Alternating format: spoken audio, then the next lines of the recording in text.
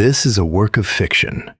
All characters, events, and military operations depicted are entirely fictional. The scratching started at 11 minutes past 2 in the morning.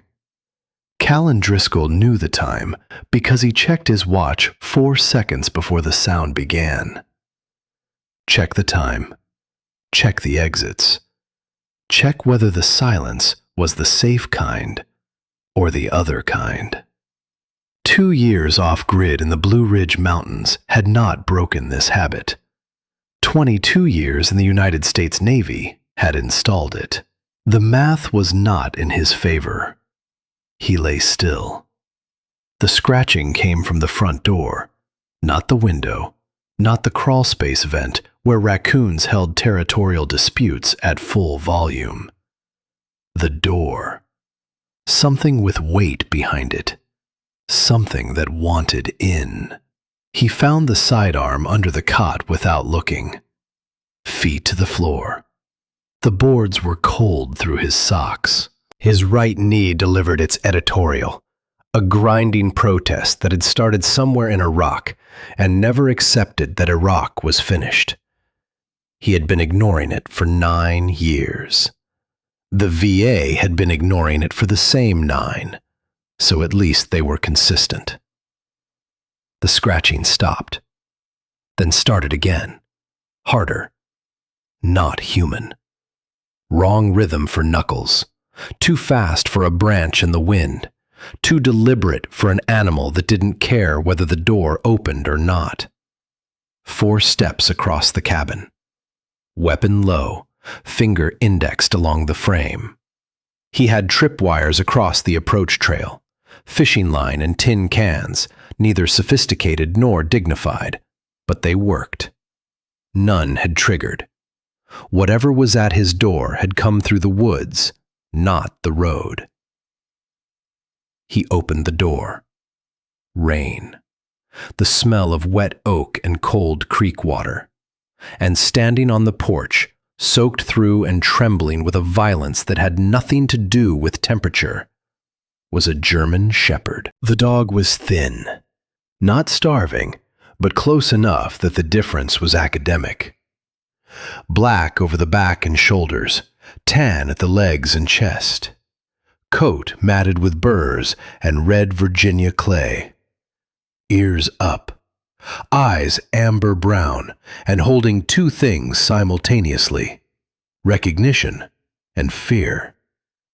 Callan's chest did something he had not authorized. The scar on the right shoulder. Shrapnel. He knew the shape, the way the fur grew off grain around the edges, a topographic record of the day the metal found the muscle. He knew this scar. Odin? The dog flinched at the name, then shoved past Callan's leg into the cabin with the desperate urgency of an animal who was not arriving but escaping. He pressed his flank into Callan's hip as he passed, hard, deliberate, then spun and faced the open door with his body rigid and one ear rotated toward the dark outside. Not greeting, guarding. Whatever Odin had come from, he did not want it following him in. Easy. Callan scanned the porch, the yard, the black tree line. Nothing moved except rain. He closed the door, locked it, looked down at the dog, and the dog looked up at him, and for a moment, neither of them did anything at all. Because some reunions are too large to begin with movement. 3 years. Odin had been gone 3 years. Callan had left him with Velez in Norfolk because a military working dog with a microchip and service records was a tracking device with fur, and Callan had been trying very hard not to be tracked. He had said goodbye in a storage unit at 4 in the morning, with the dog watching from the passenger seat of a truck that was about to become somebody else's problem. Quick, jaw locked, no looking back. That was how you left things you could not afford to keep. like a man pulling a pin and walking away. Except the only thing that detonated was inside his own chest. And now the dog was here, 3 years older and 30 pounds lighter, standing in the cabin in the Virginia mountains, wearing a collar Callan had never seen. The collar was wrong. Odin's old collar had been brown leather, scratched with a dull tag. This was black nylon, clean, recent, factory shine still on the buckle. Callan crouched slowly and ran what remained of his fingers, 8 out of 10, the Navy having claimed the tips of his ring finger and pinky on a road outside Tikrit, beneath the material. Something small and rigid shifted under the nylon. What did they put on you? Odin held still. His amber eyes tracked Callan's face with the focus of an animal waiting for a verdict he already knew. The collar was too new, and Odin had been gone 3 years. Morning came the way October mornings come to the Blue Ridge, slowly, grudgingly, and wrapped in fog thick enough to lose a truck in. The hollow filled with it like poured milk. Ridge trees showed through as faint verticals, oak and hickory going yellow and rust. Carvin's Creek ran high and loud from the overnight storm, which was one of the reasons Callan had chosen this dead end. Moving water covered small sounds, and small sounds were the ones that mattered. He fed the dog first. Odin ate from a steel bowl Callan normally used for mixing drywall compound. Not ideal, but available, which, in his experience, was the only qualification that mattered for most things. Slow down. Nobody's taking it. Odin paused, looked up, resumed eating at exactly the same speed. The German Shepherd equivalent of acknowledging a suggestion and respectfully declining. Callan sat on the floor against the wall and watched. His left hand rested on his thigh, the shortened fingers catching the early light through the window. Different IED. Different year, before the one that ended everything else. He had enough shrapnel stories to fill a scrapbook, if scrapbooks were a thing men who lived under fake names in the Virginia mountains kept. They were not. The cabin was 1 room and a bathroom that barely qualified for the word. Wood stove, cot, workbench, 2 chairs from a church sale. No photographs, no mail, no phone. 23 months as Cal Marrow, a name he'd picked because it sounded like nobody, which was the point. He fixed fences for the cattle farmers down in the valley, patched plumbing for anyone who paid cash, split firewood for the Hendersons, who never asked questions and paid in venison, which made them the best employers he'd ever had. He had once worked for the Department of Defense. The bar for employer satisfaction was low. He'd left his real name in a storage unit in Norfolk, along with his medals and what remained of his patience for men who gave orders from rooms with carpet. Odin finished, licked the bowl, walked to Callan, and sat close enough for his breath to fog the man's shirt. Platz. Down. Instant. Muscle memory from Marsh's training. The name arrived uninvited. Petty Officer First Class Eric Marsh, Odin's handler, Callan's teammate. 3 years dead on a medevac flight out of Helmand. Half a second. A photograph held up behind his eyes and yanked away. Explosion. Marsh going down. Odin barking into dust. He blinked it gone. picked up the collar from the table. "All right, let's see what you're carrying." The collar came apart at the stitching. 2 components inside, both matte black, both seated in custom foam padding. The first was a GPS beacon, commercial hardware, modified, circuit board trimmed, antenna rerouted. Not a pet store tracker, field work. The second component was smaller, a miniature ambient microphone, omnidirectional, low power, maybe 15 meters of transmission range, and 72 hours of battery. He set both on the table and sat back. Not a locator and a listener. Somebody had wanted to find him and hear what happened when they did. The battery drain said approximately 48 hours of operation, 48 hours of transmitted audio. He rewound the past day and a half. Last night, he'd said Odin's name aloud, confirmed identity, confirmed recognition. This morning, he'd said Marsh's name, once, and his cover name, Cal, multiple times, to the Hendersons, to the feed store clerk, to the dog. What he had not said, his real name, his specific location, and he had not mentioned Wren Calloway. Someone's been listening to me talk to a dog about my feelings. That's either espionage or therapy. Odin tilted his head at the sound of Callan's voice, left ear dropping, right ear staying high, evaluating the quality of the joke with the seriousness of a critic who had standards. Fair enough. It wasn't his best. Callan pulled the batteries from both devices. GPS. Dead. Mic. Dead. But the audio had already gone somewhere, to someone, and that someone now knew 3 confirmed facts. The dog arrived, the man recognized it, and the man had once known a sailor named Marsh. 3 options.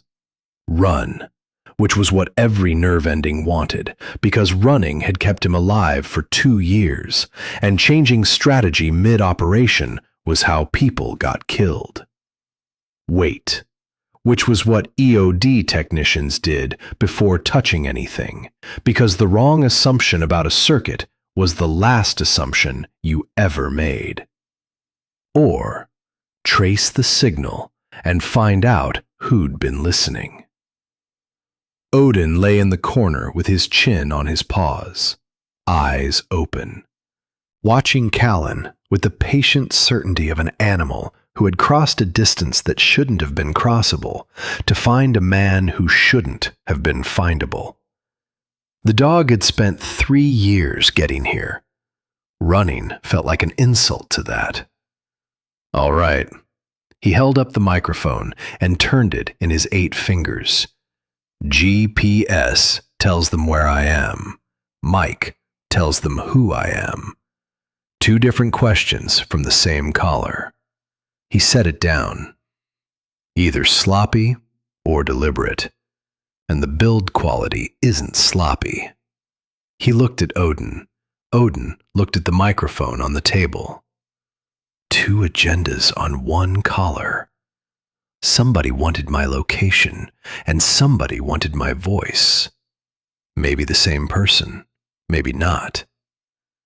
And you came in scared, which means one of those somebodies isn't friendly. He boxed both components in a tin on the shelf and stood at the window. The fog was burning off. The valley opened below in bands of yellow and rust. Somewhere out there, someone was waiting for a signal that had just gone dark. The rest of the day passed badly, which was how days passed when you were waiting for something you couldn't identify to happen at a time you couldn't predict. Callan reinforced the rear tripwires, added a second line along the creek approach, and spent 2 hours splitting firewood he didn't need because the axe in his hands felt more honest than the silence in his head. Odin stayed close, not anxiously.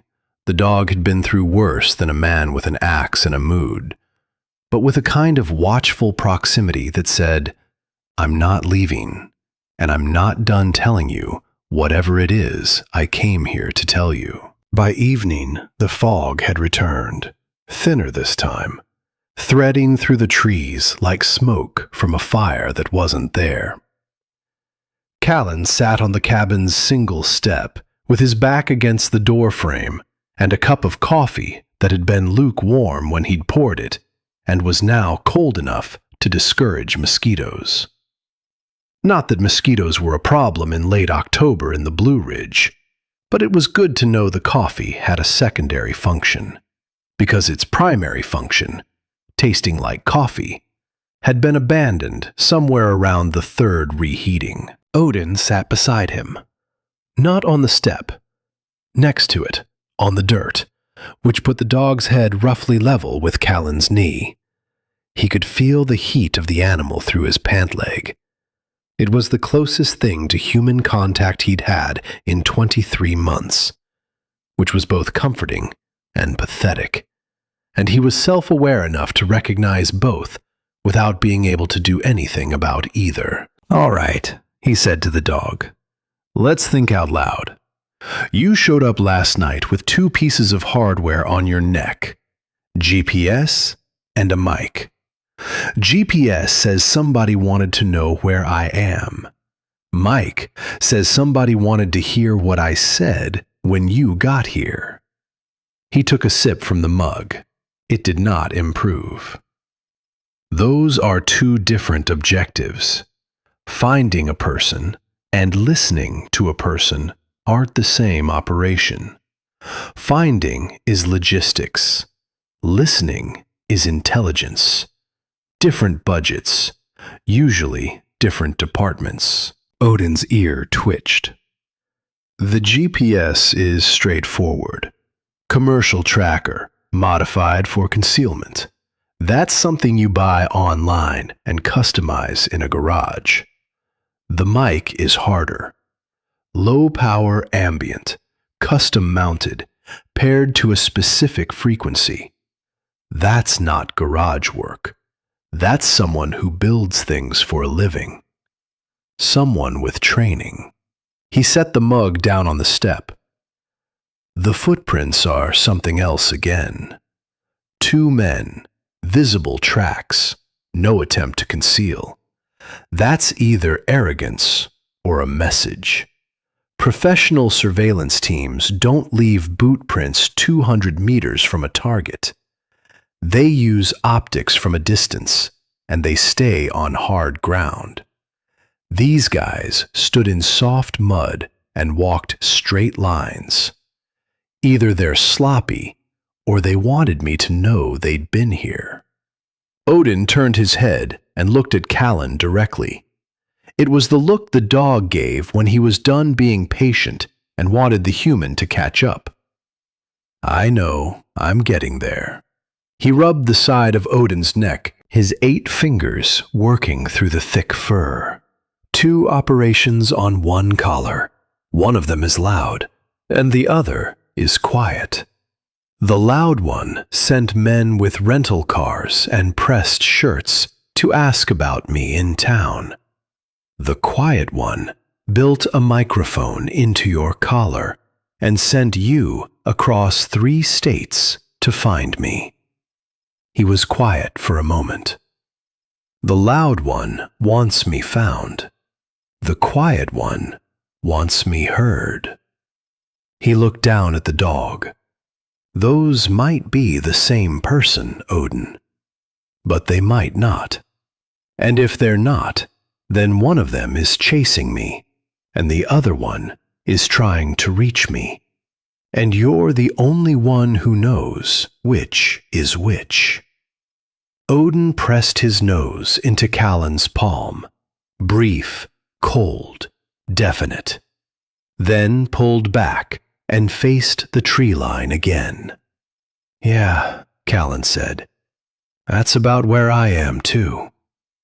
The fog settled, The creek ran. Somewhere in the dark, on a road or in a rental car, or behind a desk with a secure phone, somebody was recalculating. Callan finished the coffee because wasting it felt wrong, even when drinking it felt worse, and went inside to sleep with his boots on and the sidearm on the floor by the cot, and the dog at the door, which was where Odin had placed himself without being asked, like a lock that had installed itself. Wren Calloway's mobile vet van was parked at the Henderson place when Callan pulled in the next morning, with Odin in the truck bed.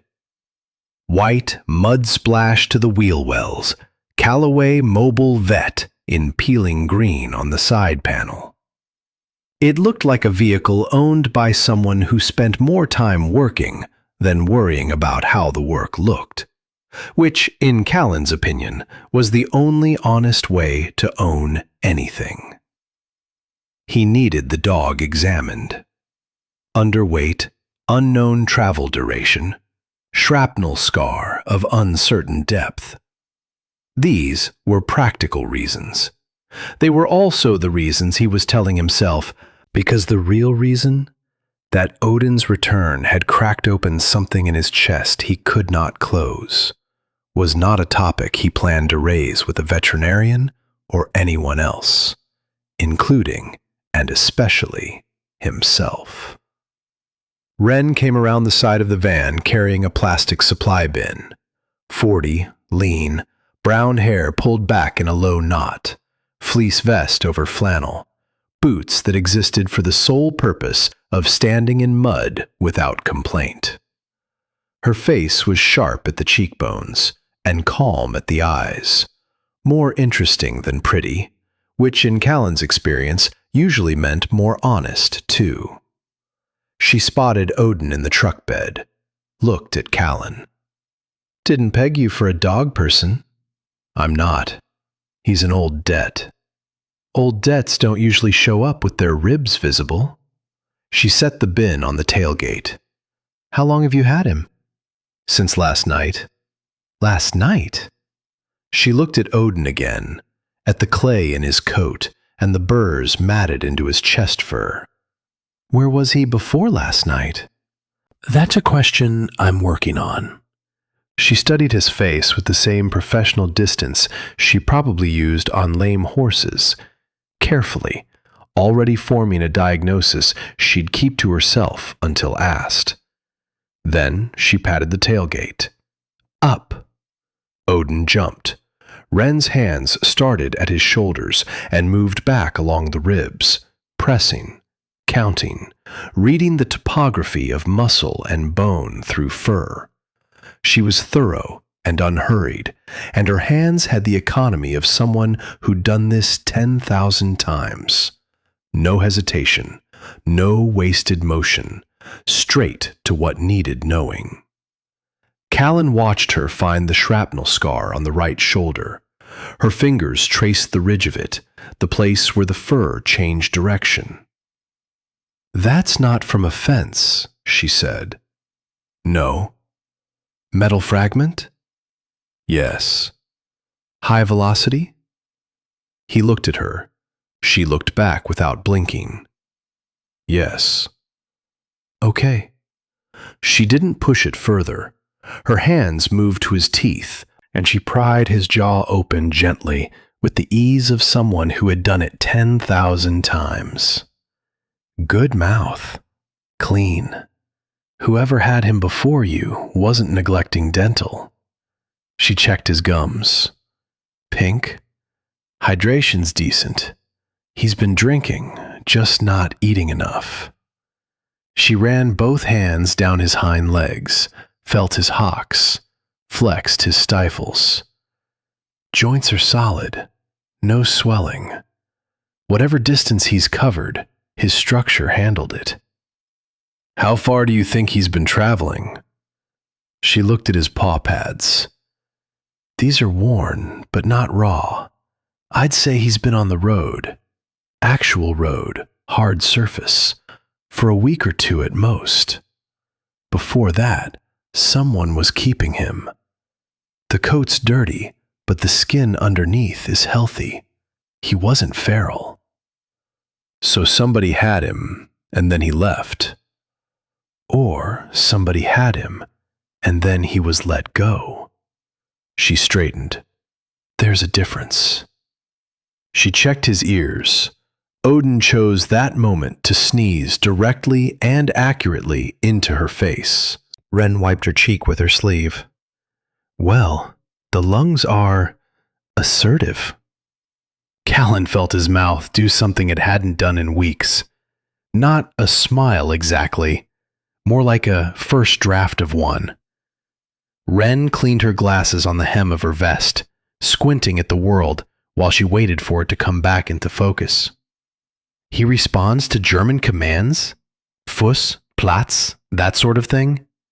Fuss, Platz, bleib, hier, sutsch, steh. That's 6 commands you just rattled off without being asked, which is more information than you've given me in 3 visits combined. You realize that. I realize that. And you're not going to explain why you know the command vocabulary of a military working dog. I am not. Right. She ran her hand once more along Odin's back. The dog turned and pressed his nose into her palm. A brief, investigatory contact, then pulled away. He likes you better than he likes me, which I'm going to try not to take personally. She looked at Callan. You care about this dog. That's the first thing I've seen you care about. He's not mine. Whose is he? A friend's. Where's the friend? Gone? Gone as in left, or gone as in gone? The second one. Wren's expression shifted. Not pity. He would have shut that down immediately, and she seemed to know it. Recognition. The look of someone who had lost something heavy and knew exactly how much the word gone actually weighed. I'm sorry. It was a while ago. That doesn't always help. No, he said. It doesn't. She pulled a stethoscope from the bin and listened to Odin's chest. Heart strong. Lungs are clear despite the dramatic sneeze. He's healthy, Cal. Just thin. She looped the stethoscope around her neck. Bring him back next week for vaccines and a proper blood panel. I want to check his liver values. She paused. If you're still around. I'll be around. Good. She started packing the bin, then stopped. Set it down on the tailgate beside Odin's hind legs. When she spoke again, the warmth was gone from her voice, replaced by something careful and flat. Cal, 2 men came to the gas station in town yesterday. Callan's hand, resting on Odin's back, went still. The dog's muscles tightened under his palm. Asked June behind the counter about a man living alone in the hills, possibly with a large dog. What did June tell them? Nothing useful. June has been running that station since the Clinton administration, and she does not volunteer information to people she hasn't vetted, which by her standards takes about 4 years and a church reference. Wren pulled off her gloves. But they found me, too, on the road. Stopped my van. Describe them. 2 men, mid-30s, maybe early 40s. Rental car, dark sedan, Virginia plates. Pressed shirts, clean shoes. One of them had a handshake like he'd been trained to give it. The other one stood back and watched my van the whole time. They said they were looking for a relative, someone who'd gone off grid after a family situation. What kind of polite were they? Wren looked at him. The kind that doesn't practice hearing no. The older one asked if I treat a lot of dogs in the area. I said I treat animals, He said, "Any German shepherds? Big ones?" Like it was casual. Like he was making conversation on a Sunday drive. What did you tell him? That I see dogs every week, and I don't keep a registry of who owns them. Good answer. Was it the right answer? She met his eyes. Because those men were not from the county. They were not selling insurance. And the one in the back was memorizing my plate number while his partner smiled at me. So I would like to know, Cal, or whoever you are, whether I am going to see those men again, and whether I should be concerned when I do. You won't see them again. That's not an answer. It's the best one I've got. No, it isn't. The best one you've got is the truth. You're just not sure I've earned it yet. That was uncomfortably accurate. Callan looked at the dog. The dog was watching Wren with his head slightly tilted, evaluating. The right answer, Callan said slowly, is the one you gave. See a lot of dogs, don't track the owners. If they come back, same answer. Don't change the words and don't change your tone. People who do this for a living can tell when a story shifts. People who do what for a living? He didn't answer that. Cal. Yeah? Be careful. Whatever this is. I'm always careful. No, you're not. You're always alert. That's a different thing. She picked up the bin and held it against her hip. Careful people don't live alone in cabins at the end of dirt roads with no phone and no mail and a dog that showed up carrying shrapnel. Alert people do, and alert people eventually run into something they can't just watch. That landed somewhere he wasn't prepared for it to land. He loaded Odin into the truck without answering. The dog sat in the bed facing backward, ears high, watching the road behind them the way he had once watched roads in Helmand. Patient, systematic, permanently suspicious of anything that moved at vehicle speed. On the drive back, Callan checked his mirrors 11 times in 6 miles. Changed direction twice. The sun was breaking through the fog, and the valley was opening up in bands of gold and copper, beautiful and indifferent. He noticed that Wren smelled like antiseptic and pine. He noticed he'd noticed. He filed both observations under information that was accurate, irrelevant, and not going to help him survive the week. 2 men.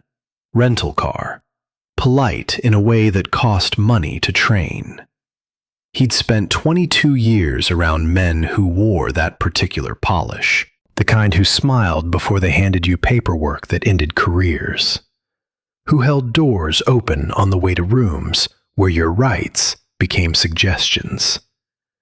He knew what that polish covered. Somebody had sent professionals. And professionals did not ask questions in small towns unless they already had most of the answers. The cabin was intact, tripwires undisturbed, door locked.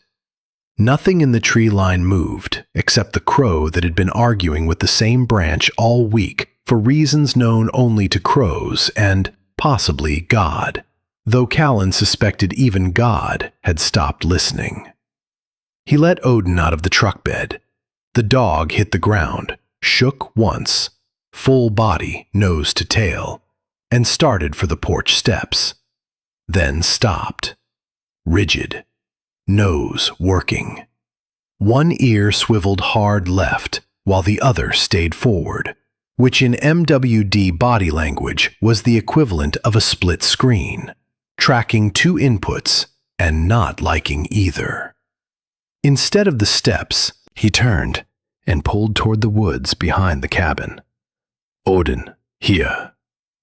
The dog looked at him, looked at the woods, looked at him again. Callan had seen that expression before, on dogs and on sailors. It said, "I heard the order. I understand the order. And I am making a professional judgment that the order is wrong." Fine. He followed. Odin tracked low, nose 2 inches from the ground, zigzag pattern, methodical. 3 years gone, and the MWD software was still running underneath everything, steady and patient and completely indifferent to whatever else had happened in the interim. Callan kept pace, reading the ground alongside. Wet leaves, mud. A branch snapped at knee height with the sap still tacky. Recent. 40 meters behind the cabin, at the base of a hickory where the terrain dropped toward Carvin's Creek. Odin sat, ears forward, body still, presenting. Footprints, 2 sets, fresh, 8 hours old, give or take. Partially filled with last night's rain, but not yet washed smooth. Size 11 or 12. Deep heel strike.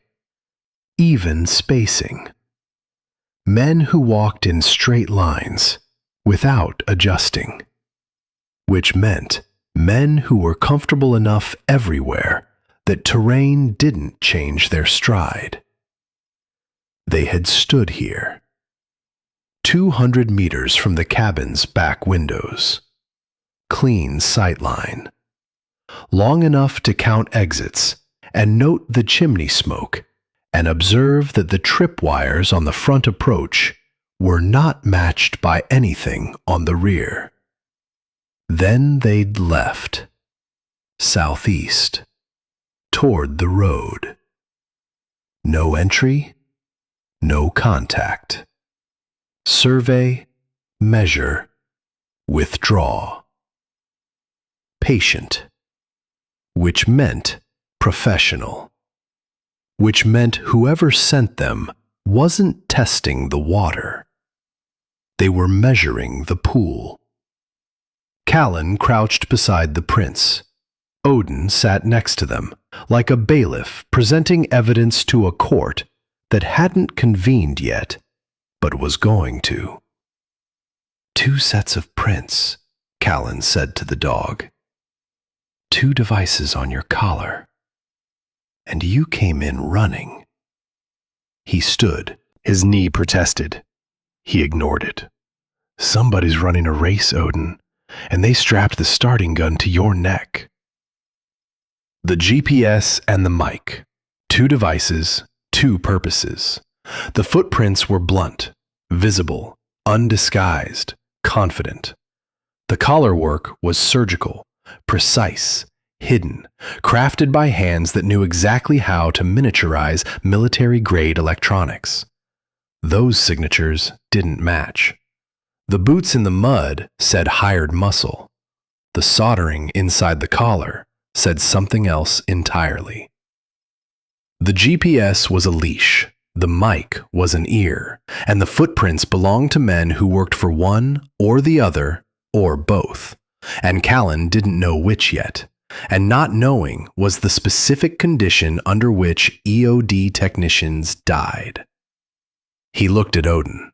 Odin looked at the footprints, with the steady, unblinking focus of a creature who had carried something important across a very long distance and was waiting, patiently and without complaint, for the man to figure out what it was. Come on. He turned toward the cabin.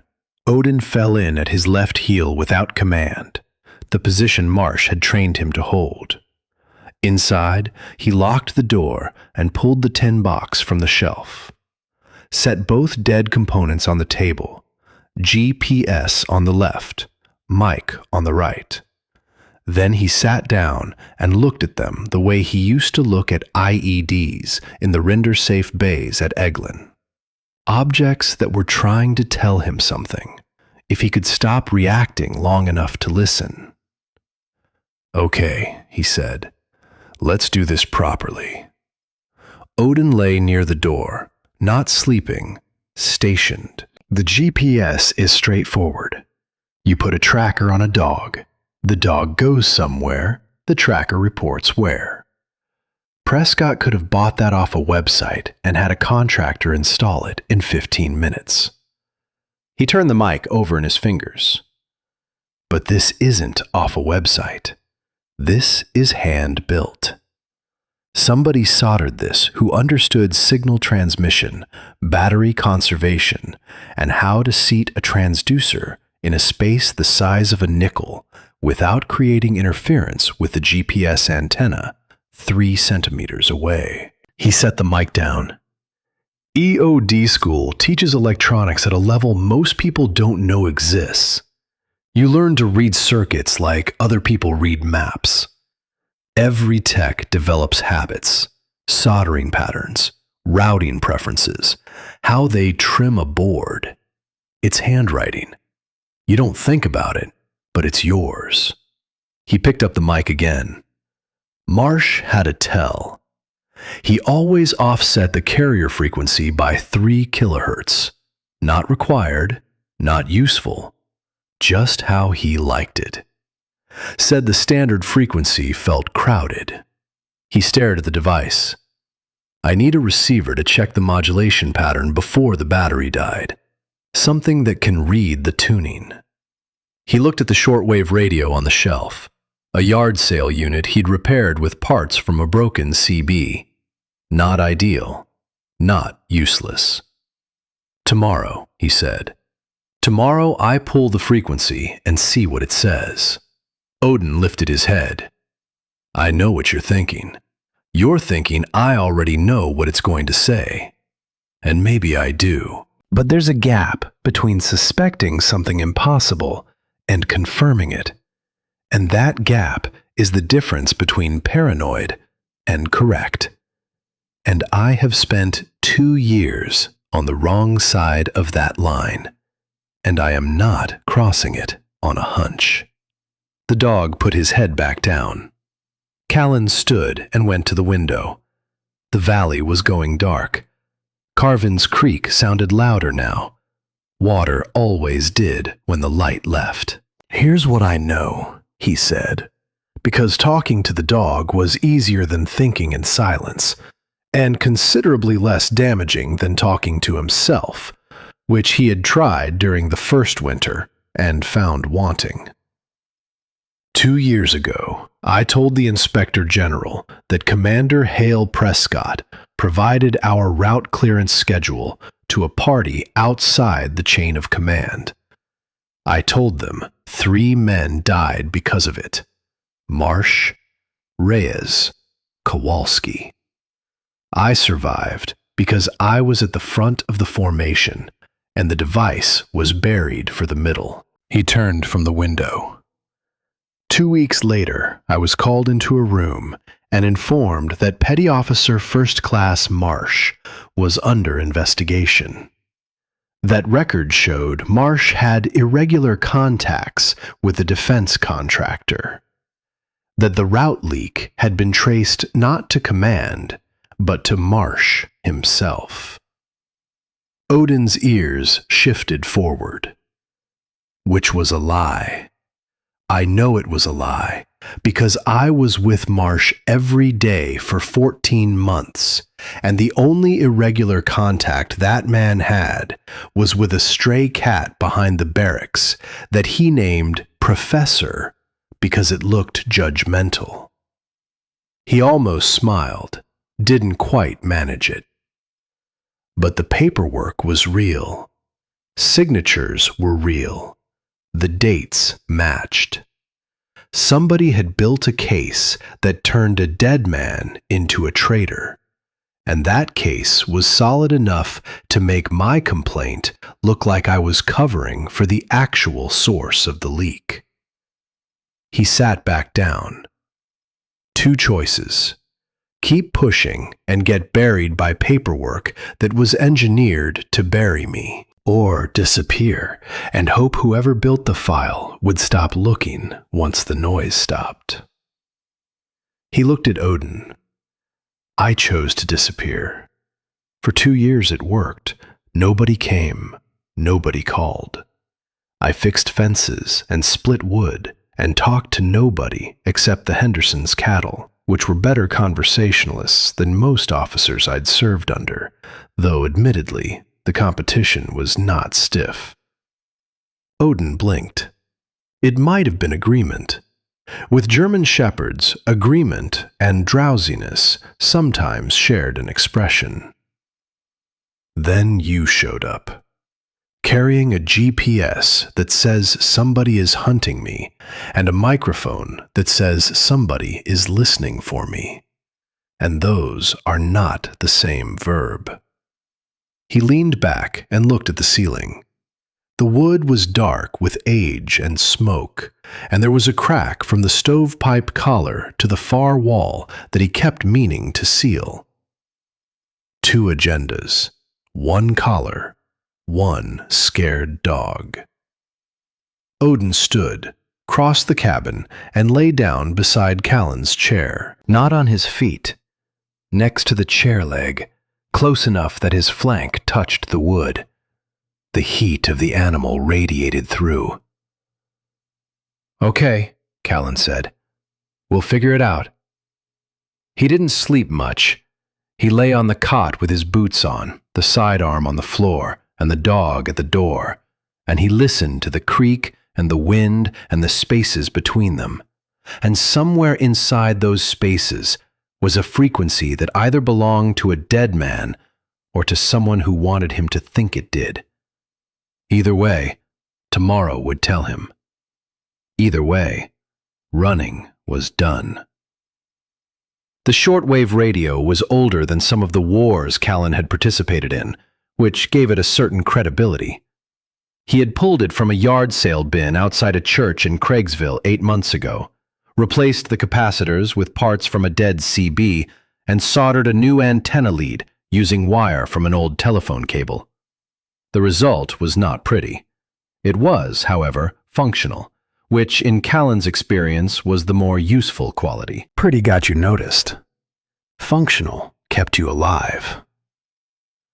He set the dead microphone on the workbench beside the radio and pulled the stool close. Odin lay near the wood stove with his chin on the floor, watching the proceedings with the alert patience of a dog who had spent years around men working on small electronic devices that occasionally exploded, and had developed a professional interest in which way the man leaned when things went wrong. "Here's what we're doing," Callan said. "The mic's battery is dead, but the tuning crystal holds the frequency it was set to. If I can couple the crystal to the radio's receiver without frying it, I can read the carrier frequency and the modulation pattern." He glanced at the dog. "You don't need to understand this. I'm explaining it because explaining it out loud helps me not skip steps. And skipping steps is how people in my former line of work lost fingers." He held up his left hand. "Additional fingers." Odin put his chin back on the floor. His expression suggested patience that was real, but not unlimited. The work took 40 minutes. The cabin was quiet, except for the creak outside and the soft click of the soldering iron. His hands were steady. They always were with electronics. The tremor that appeared when he tried to hold a pen still or button a shirt in cold weather vanished completely when the task required precision. His body remembered the bomb suit, even when his mind tried to forget it. 36 weeks at Eglin, learning to convince things that wanted to kill you to decide not to, and the hands never unlearned the lesson. He coupled the mic's crystal to the radio's input stage, adjusted the gain, tuned the receiver across the expected band, listening to the static shift and settle. The speaker hissed.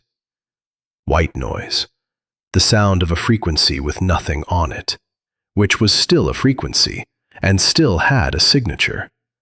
The carrier was offset, 3 kilohertz above standard. He sat back on the stool and stared at the radio. "Son of a bitch," he said quietly. Odin lifted his head. 3 kilohertz. Marsh's offset. He rubbed his jaw.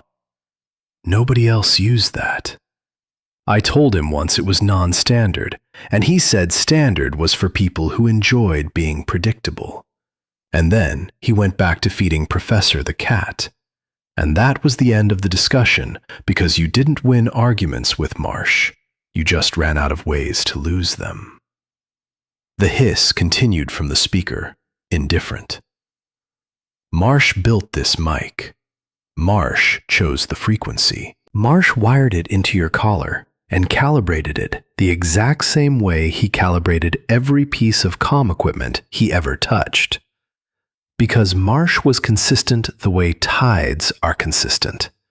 Not because he tried to be, but because it was built into the way he worked. He looked at the dog. Odin had stood and walked over, slowly, not urgently, but with purpose.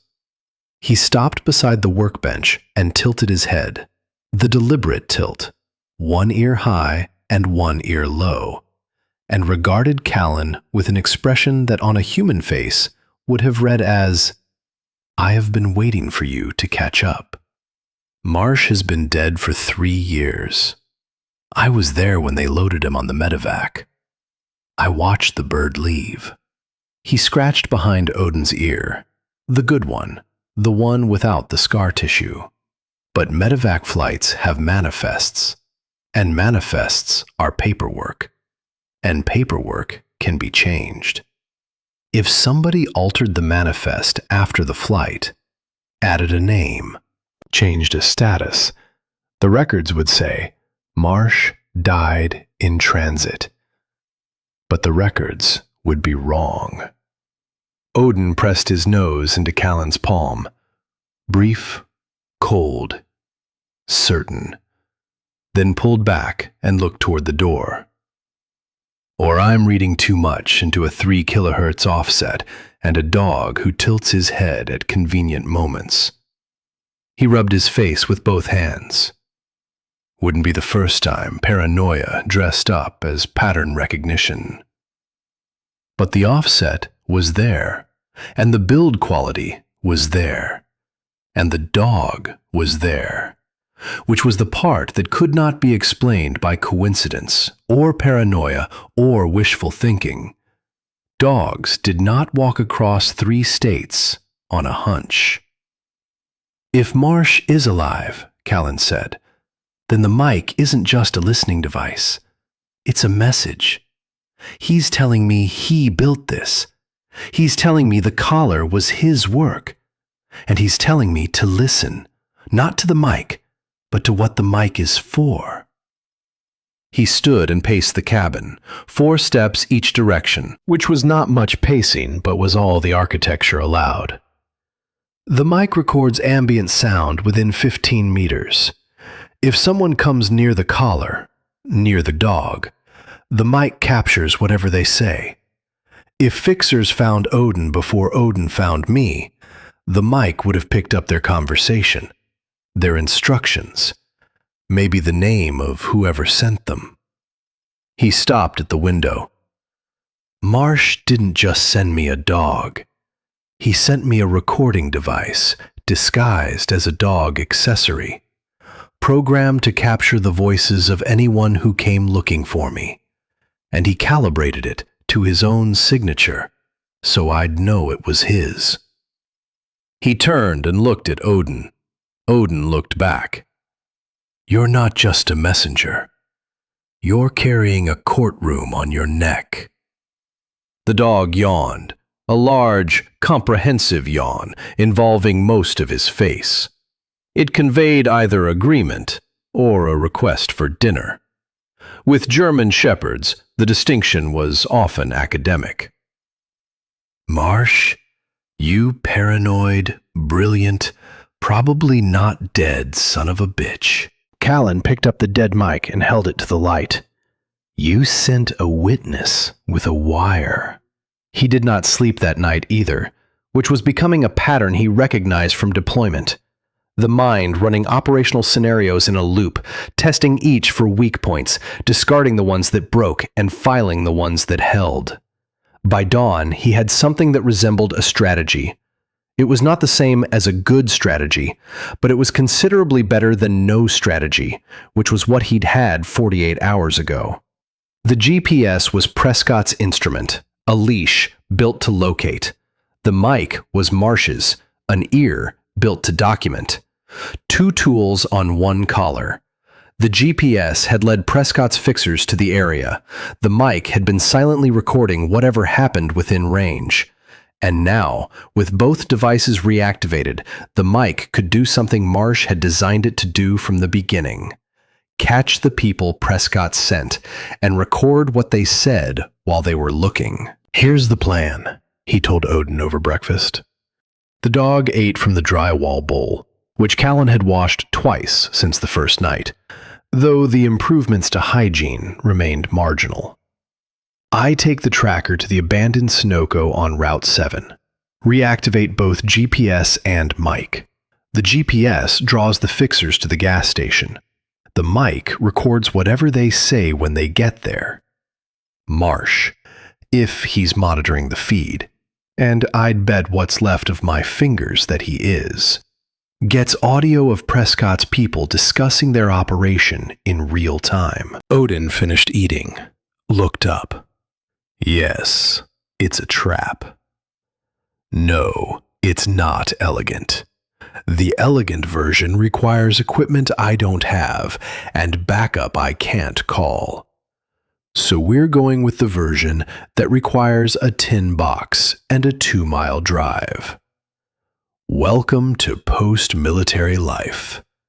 The budget is smaller, but the meetings are shorter, which is honestly an improvement." He loaded the tin box, both components reactivated, GPS pinging, mic listening, into his jacket. Drove to the Sunoco by a circuitous route. The station sat at a bend in Route 7. Concrete pad, dead pumps, plywood over the windows. A place that had died quietly when the highway bypass opened, and nobody had collected the remains. He placed the box behind the counter, wedged between the wall and a rusted display rack, still holding 3 bottles of windshield fluid and a 2019 calendar featuring scenic covered bridges of Virginia.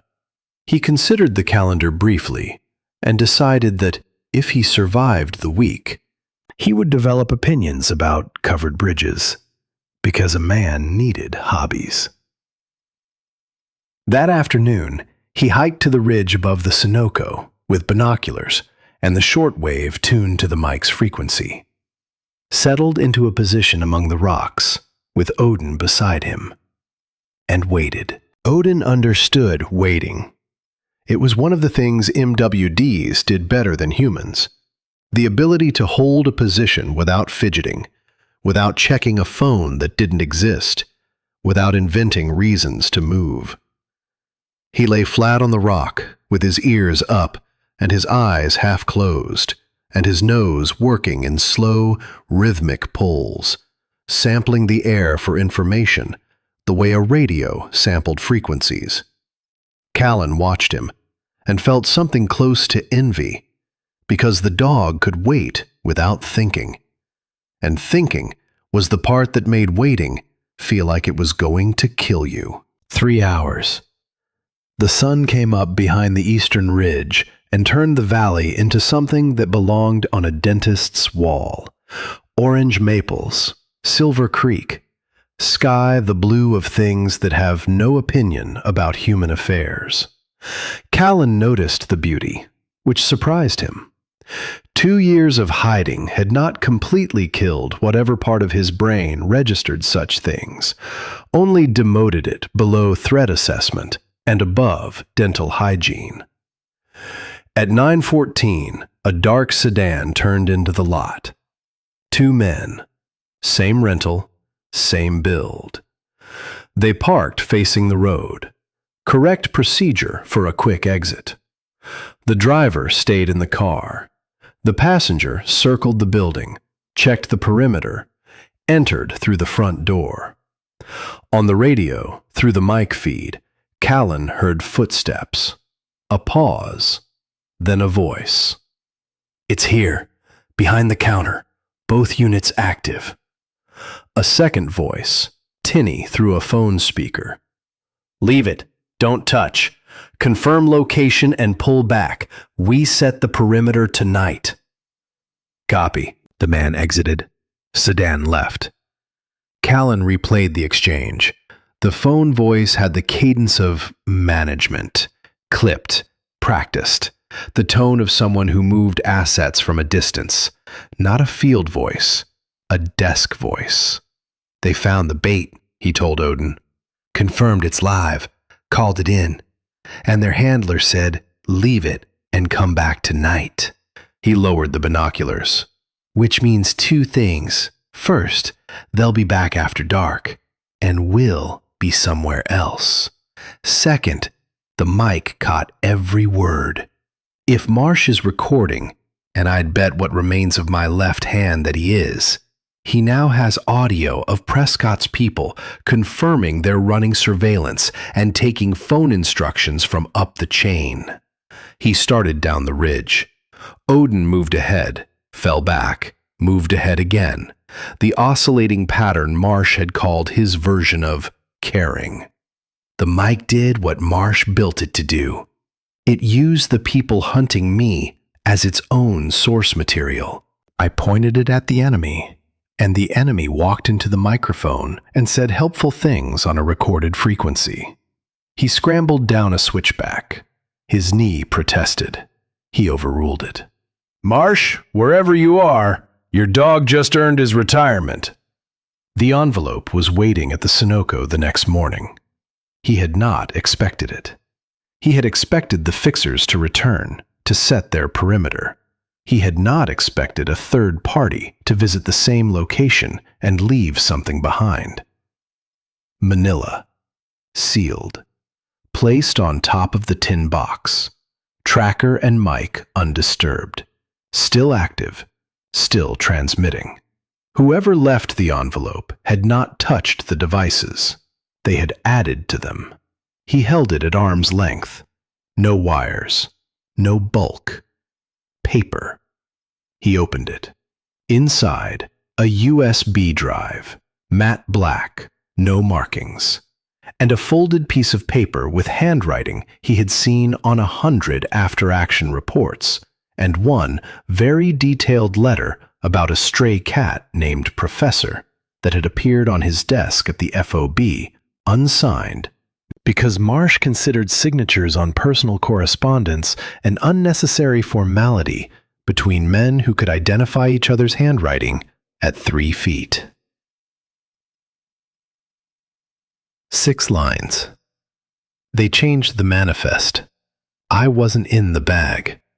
But if I come back, I'm a traitor. Prescott built the file before the ambush. He needed a scapegoat, and he picked the one who couldn't argue. The dead one. If I surface, I go to Leavenworth. You're the only ghost left who can carry this. The mic is yours now. Point it at the right people. M. Callan read it 3 times.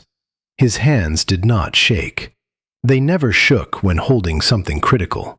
The bomb suit had taught them that, and the lesson had outlasted the career. Marsh was alive. 3 years of silence, and Marsh was alive. Not free, trapped, buried under a file Prescott had constructed before the ambush, a pre-built scapegoat engineered to absorb blame. Prescott had picked Marsh because dead men don't contest investigations. The medevac manifest had been altered, Marsh's name added to the casualty list, his survival erased. Then the investigation file was stacked on top, false contacts with the contractor, backdated financial records, a manufactured narrative in which Marsh was the traitor who sold his own team's route. If Marsh surfaced alive, the file activated. Traitor. Court-martial. Leavenworth. "You've been out there for 3 years, Callan said to the handwriting, hiding from a lie that was written about you before the explosion that was supposed to kill you. And you couldn't come to me because I'd disappeared. And you couldn't go to NCIS because Prescott's contacts run through Norfolk. And you couldn't go to the chain of command because the chain is where the lie lives." He held up the USB drive. "So you sent the dog. Because the dog could find me where no database could.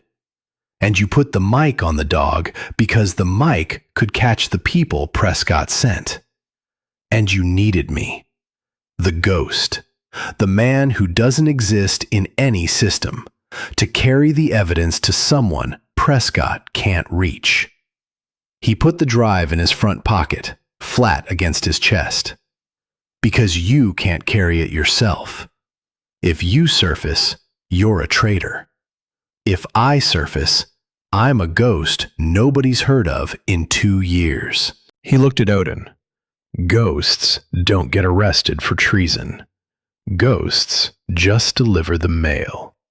He walked back to the truck. The October sun hit his shoulders. The valley was crimson and gold. Odin fell in at his left heel. He sat in the truck for a long time before starting the engine. The USB drive was in his pocket. Marsh's note was in his jacket. And somewhere in his chest, in the place where the careful numbness of 2 years had been stored, something was cracking open that felt dangerously close to hope, which was an emotion he had not permitted himself since Norfolk, and did not entirely trust now. "All right," he said to Odin through the open rear window. "Let's think about what happens next. I have a USB drive with evidence that implicates a retired Navy commander in the murder of 3 sailors and the framing of a 4th. I have mic recordings of his fixers acknowledging a surveillance operation on American soil. And I have a note, in the handwriting of a man who is legally dead, telling me he's alive, and that the system that's supposed to protect him has been weaponized against him." Odin watched him from the truck bed, ears forward, patient. The evidence needs to go to someone who can act on it without being blocked by Prescott's network inside the Navy. That's Alderman at the Senate. But getting it to Alderman takes time. Mail, verification, the bureaucratic distance between receiving information and deciding to do something about it. 3 days minimum, probably a week before any action. He started the engine. During that week, Prescott's fixers are going to figure out that their surveillance target has gone offensive. The mic recorded them. They'll know that eventually, if they don't already. And when they know, they'll stop being patient and start being final. Because men who have arranged the deaths of 3 people to protect a contract do not develop moral reservations about adding a 4th. He pulled onto the road, checked mirrors. Clear. So the question isn't whether they're coming. The question is whether the evidence reaches Alderman before they reach me. On the drive back, he talked more, because the alternative was silence, and silence had too many rooms. Marsh had a cat named Professor, stray behind the barracks at the FOB, scraggly thing, one ear, permanent expression of academic disappointment. He fed it tuna from his MREs, which tells you about the man's priorities. He gave away the only edible thing in military rations and kept the crackers that tasted like a chemistry experiment. Odin watched the road from the truck bed, wind in his chest fur. He was the best handler I worked with. Trained you in German because he said it made you take commands seriously, which, knowing you, was probably necessary. He checked the mirror. Clear. And he could build a transmitter out of a phone battery and stubbornness. Learned it from an uncle who fixed TVs in some town in Ohio. The cabin appeared at the end of the dirt road. Small, gray, temporary. Everything was temporary, and he'd known that from the start. If anything happens, Marsh said once, late, after a close call outside Marja, you take him. Promise. He looked at Odin in the mirror. Promise. The word filled the cab. I owe you a promise. I owe Marsh a truth. I owe Prescott a reckoning. We'll argue about the order later. Wren's kitchen smelled like chamomile and the antibacterial soap she used between patients. Clean, medicinal, unreasonably comforting. The laptop sat open on the table, USB drive in the port. Odin under the table with his head on Callan's boot. All right, Wren said. She stood by the counter with her arms crossed and a cup of tea she had not touched. Tell me what's on it. Financial records. Email chains between Prescott and a defense contractor. Ridgeline Solutions, based in Arlington. A manipulated medevac manifest.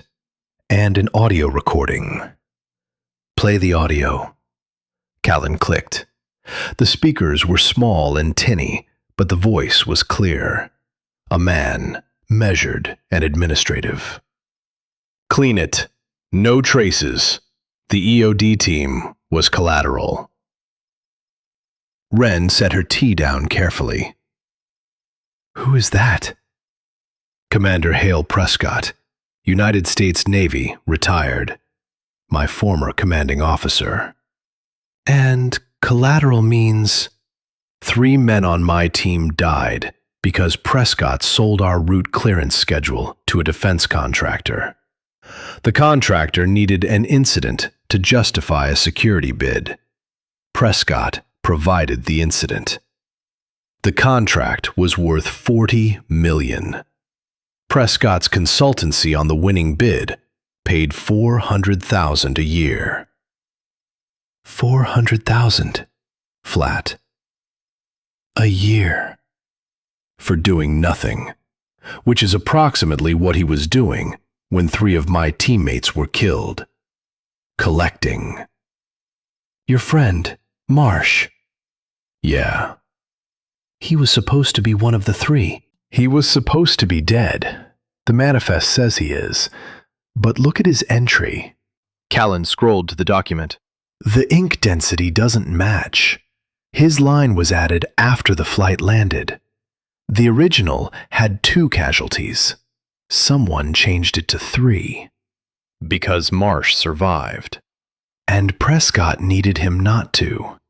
Not literally, the ambush was supposed to handle that. But when Marsh lived, Prescott had a witness who could contradict the cover story. So he killed Marsh on paper instead. Changed the manifest. Then built an investigation file that turned a dead man into the traitor who leaked the route. Fabricated. Top to bottom. False contractor contacts, backdated emails, financial records that don't exist outside Prescott's filing system. But thorough. The kind of thorough that takes advanced planning. He built the scapegoat before the ambush, chose the man who'd be least able to defend himself, the one who was supposed to die. Wren sat down. She looked at the email chain. 14 exchanges between Prescott and Ridgeline, written in the careful, bloodless language of men discussing infrastructure rather than murder. Route vulnerability windows, security capability gaps, personnel deployment patterns. It reads like paperwork, she said. That's the design. You don't write, "Please arrange for my team to be killed on Thursday." You write, "The current schedule presents vulnerability windows that would benefit from supplemental assessment."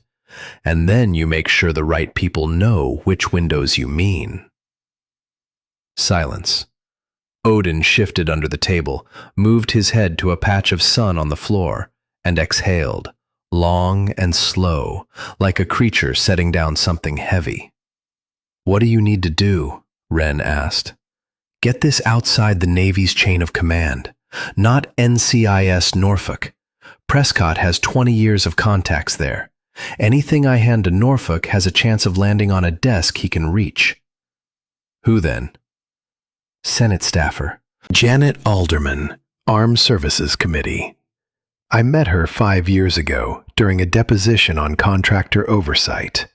She was sharp, she was independent, and she didn't owe anyone in uniform anything. If she's still there. If is the best certainty available. Everything else is faith." "You don't seem like a faith person." "I'm not. But the dog found me across 3 states on scent and stubbornness. And if that's not faith under a different name, I don't know what qualifies." She looked at him, at Odin, back at him. "We make a copy of the drive. I keep the copy, you keep the original. If something happens to you, I mail the copy to Alderman." "You read my mind." "I read your face. It's not that different." She started the file copy. "What about the recordings from the Sunoco, the mic feed of the fixers?" "Marsh has those. If he set up the way I think, monitoring the mic feed remotely since the tracker was activated, he's got their voices, their handler's voice, the phone call giving instructions. Combined with the USB, that's enough for Alderman to open a review." "Enough to clear Marsh?" "Enough to raise the question. Clearing him takes longer, months of review, depositions, document analysis. But raising the question keeps him from being arrested on sight, and that's the first wall that needs to come down." The progress bar moved across the screen. Wren sat down across from him and watched it. "Can I ask you something?" "You can ask." "You've been here 23 months, in this valley, under a name that isn't yours, fixing fences and splitting wood for people who don't know who you are." She looked at him. "What was the plan before the dog showed up? What were you going to do for the rest of your life?" It was a fair question. He didn't have a fair answer. "I was going to keep doing what I was doing.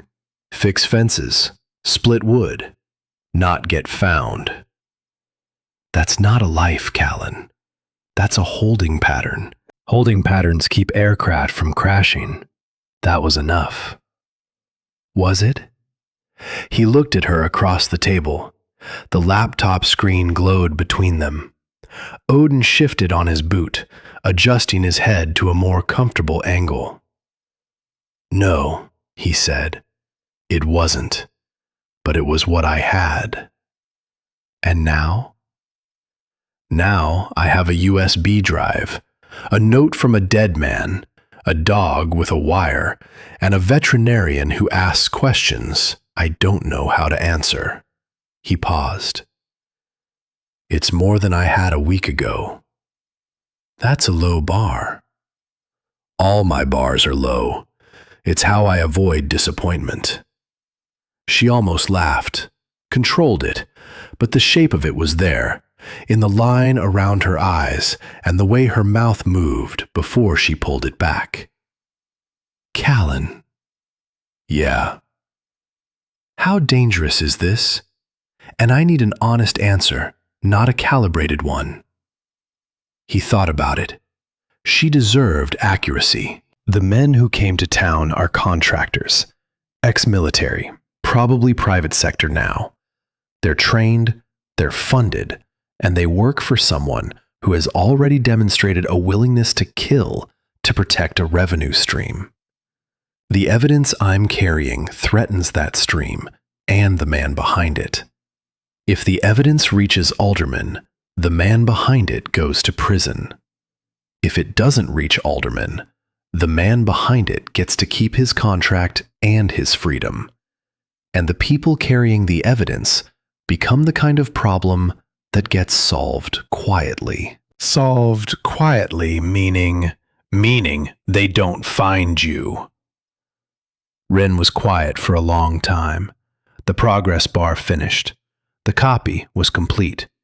She ejected the USB and held it in her hand, turning it over, looking at the small black rectangle as if trying to reconcile its size with the weight of what it contained.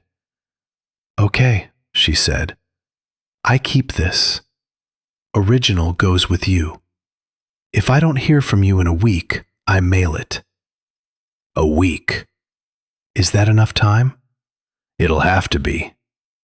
She stood and put the USB copy in a drawer beside the sink. Not a clever hiding place, not a vault, just a kitchen drawer where a person might keep rubber bands and takeout menus, which, Callan supposed, was the point. The best hiding place was always the one that looked like it wasn't. "Callan." "Yeah?" "Be alive when the file arrives." "That's the plan." "Make it a good plan." "I'll do my best."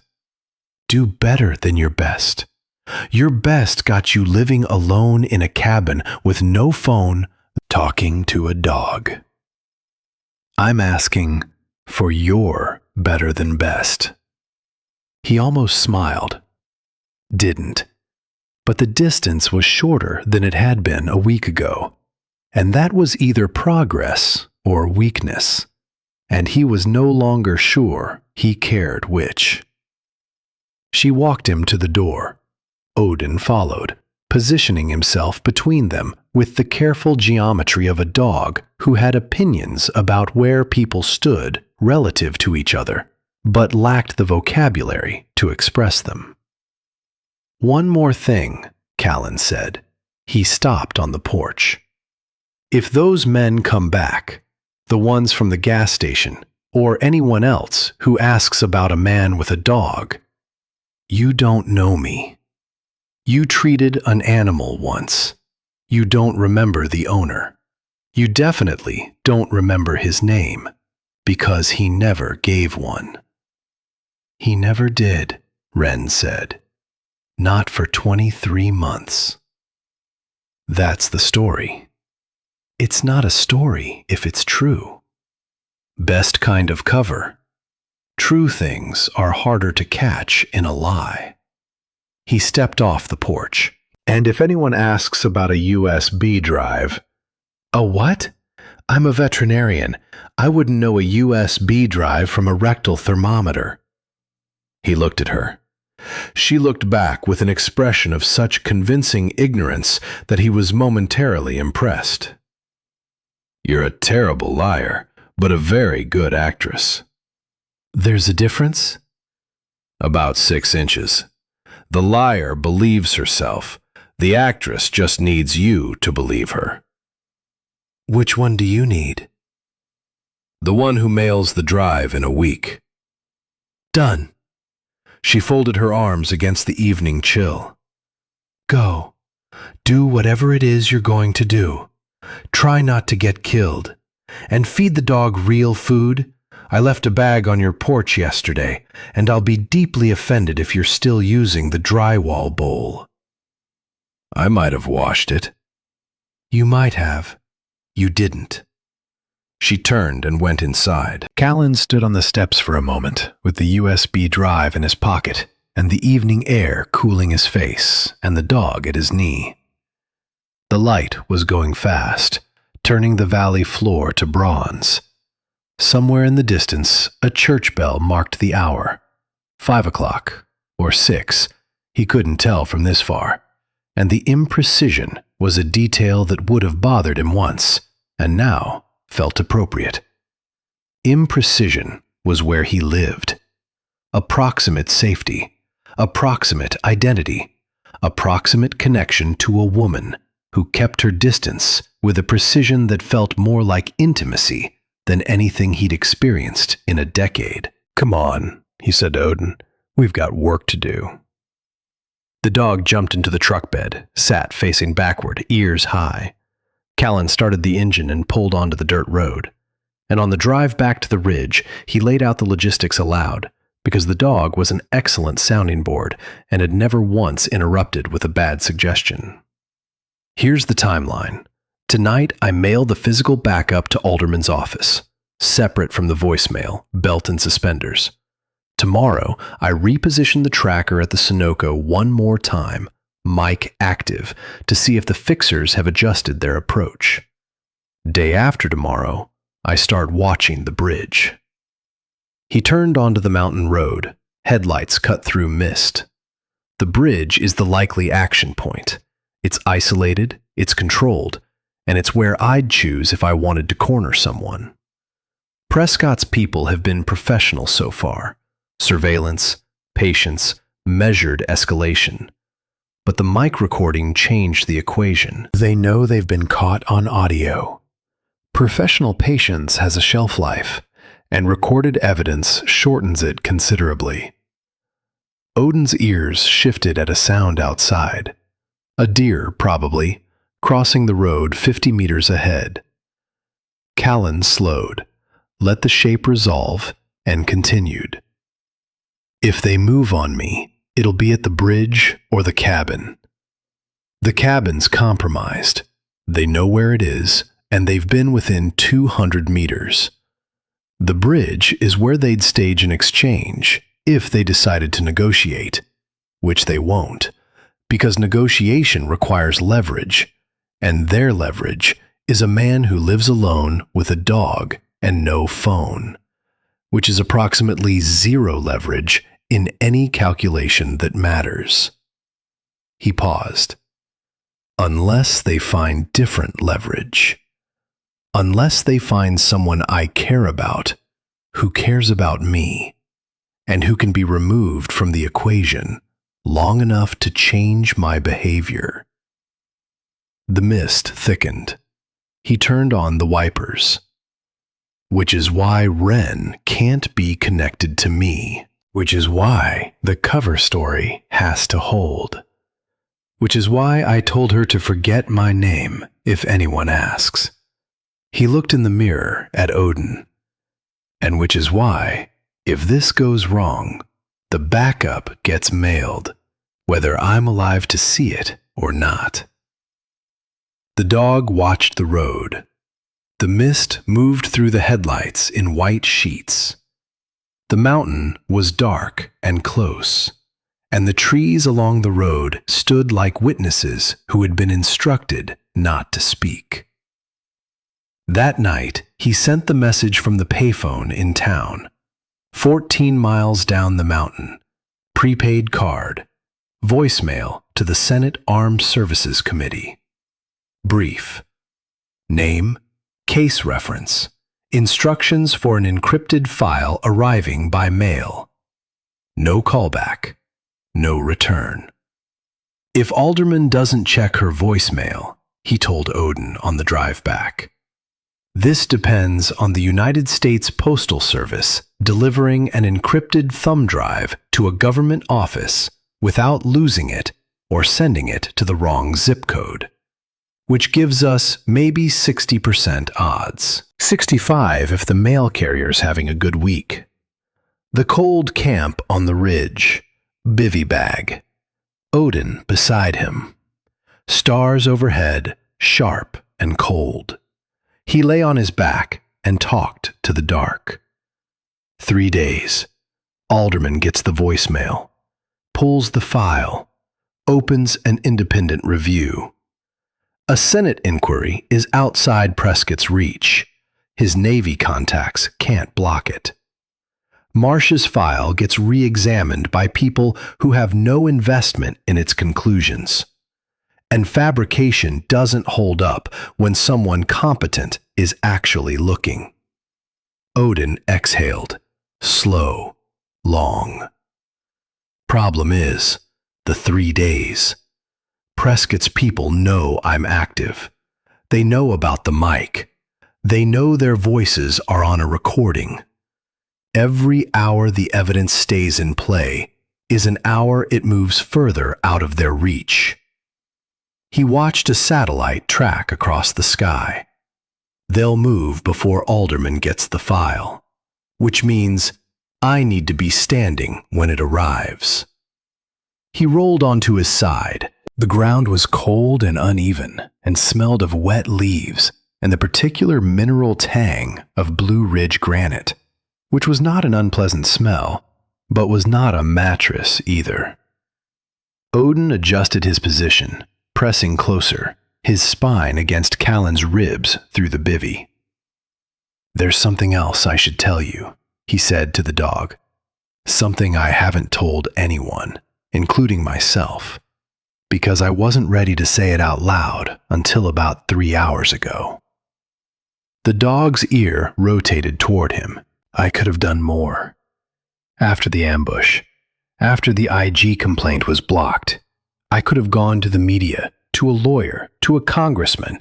I could have found Alderman then. I had her card. I had the beginning of the evidence. I had enough to make noise, even if I didn't have enough to prove everything." He was quiet for a moment. "But I didn't. I ran. I told myself I was protecting my operational security, that I was staying alive, that the system was too compromised to fight from inside.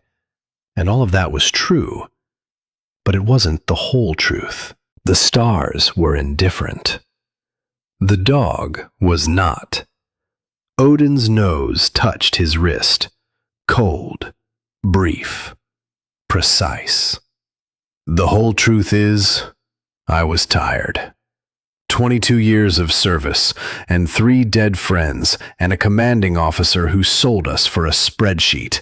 And I was tired, in a way that goes past sleep. I was tired of being part of a machine that chewed people up and called it operational necessity. And disappearing felt easier than fighting, and I chose easier. And Marsh spent 3 years hiding in the woods because I wasn't there to help carry what he was carrying." He looked at the dog's amber eyes, which caught the starlight and held it. "I can't fix the 3 years. I can't give Marsh back the time, or the name, or the life he should have had. But I can carry the evidence now. I can make sure it gets to the right desk. And if Prescott's people come for me before that happens, I can make sure they regret the trip." Odin pressed closer, not a nudge, a commitment. The full weight of 80 pounds leaning into the thin barrier of nylon between them, as if the dog had decided that proximity was its own form of forgiveness, and was offering it without being asked. "Okay," Callan said. 3 days. We hold for 3 days." The dog's breathing slowed to the deep, tactical rhythm. Ears scanning, body ready, the 2-second transition time always running. Callan closed his eyes. He rested without sleeping, let the body recover while the mind kept watch. Somewhere in the dark, men were recalculating. And somewhere deeper in the mountains, Marsh was listening to a frequency that had gone quiet, waiting for confirmation that the dog had done what 3 years of planning required. The fixers came back on the 4th day. Callan knew they would. The math demanded it. Every day the evidence existed outside their control was a day the probability of exposure increased. And probability was not a patient force. It compounded, the way interest compounded, silently and without negotiation, until the balance was owed and someone came to collect. He wasn't at the cabin. 3 nights on the ridge, living on creek water and emergency granola from a stash he'd buried behind the Henderson fence line his first month in Carvin's Hollow. Paranoia occasionally paid dividends in the form of emergency nutrition. On the 3rd night, something changed. Around 2 in the morning, he checked his watch because checking his watch at 2 in the morning was evidently a permanent feature of his existence. Odin lifted his head from the bivvy. Not the full body alert. Something smaller. One ear rotated south. He held the position for 30 seconds, then slowly put his head back down, but kept his eyes open, which in MWD terms meant, I registered something. It's moving away, but I want you to know I noticed. What was that? The dog didn't answer. Dogs never did. But his body had said enough, and Callan lay awake for the next 2 hours, listening to the woods, with the particular attentiveness of a man who knew that sounds at 2 in the morning either meant everything or nothing, and that the penalty for guessing wrong was the same either way. At dawn, he descended the south slope to the creek for water. The trail was unmarked. Game path at best, a suggestion of direction rather than a route. He filled his canteen and let Odin drink from the shallows, watching the dog's behavior for anything unusual. Odin drank normally, shook himself with his customary disregard for anyone standing within splash radius, and then did something unexpected. He walked to the far side of the creek, put his nose to a flat rock near the waterline, and held it there for 10 seconds. What have you got? Callan crossed. The rock was wet from the creek spray. On its surface, barely visible in the early light, was a smear of fabric oil. The kind that transferred from a jacket cuff when someone braced against a rock while crossing water. Fresh. Someone had crossed the creek here within the last 12 hours. Not the fixers. They approached from the road, from the south. This crossing was from the west, where the forest was thickest and the terrain hardest, where a person would cross only if they were trying not to be seen by the people watching the road. Callan's heart rate did something it hadn't done in a long time. It accelerated not from fear, but from recognition. Marsh, he said, very quietly. Odin looked at him. The dog's nose was still on the rock. His tail moved once, a single controlled sweep, and then he pulled back and returned to Callan's side. He's close. He's been watching, and he crossed here sometime in the night to check on us, or to check on the cabin, or to leave something at the Sunoco again. He looked west, into the trees. Nothing visible. Nobody waving. Just oaks and hickory, and the particular silence of mountains that were good at keeping secrets. Okay, Callan said. If you're out there, I got the envelope. I got the drive. The evidence is moving. Alderman will have it within the week. He paused. And Odin misses you, in case you were wondering.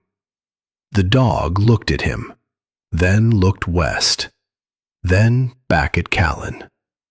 Nobody answered. The creek ran. The morning widened.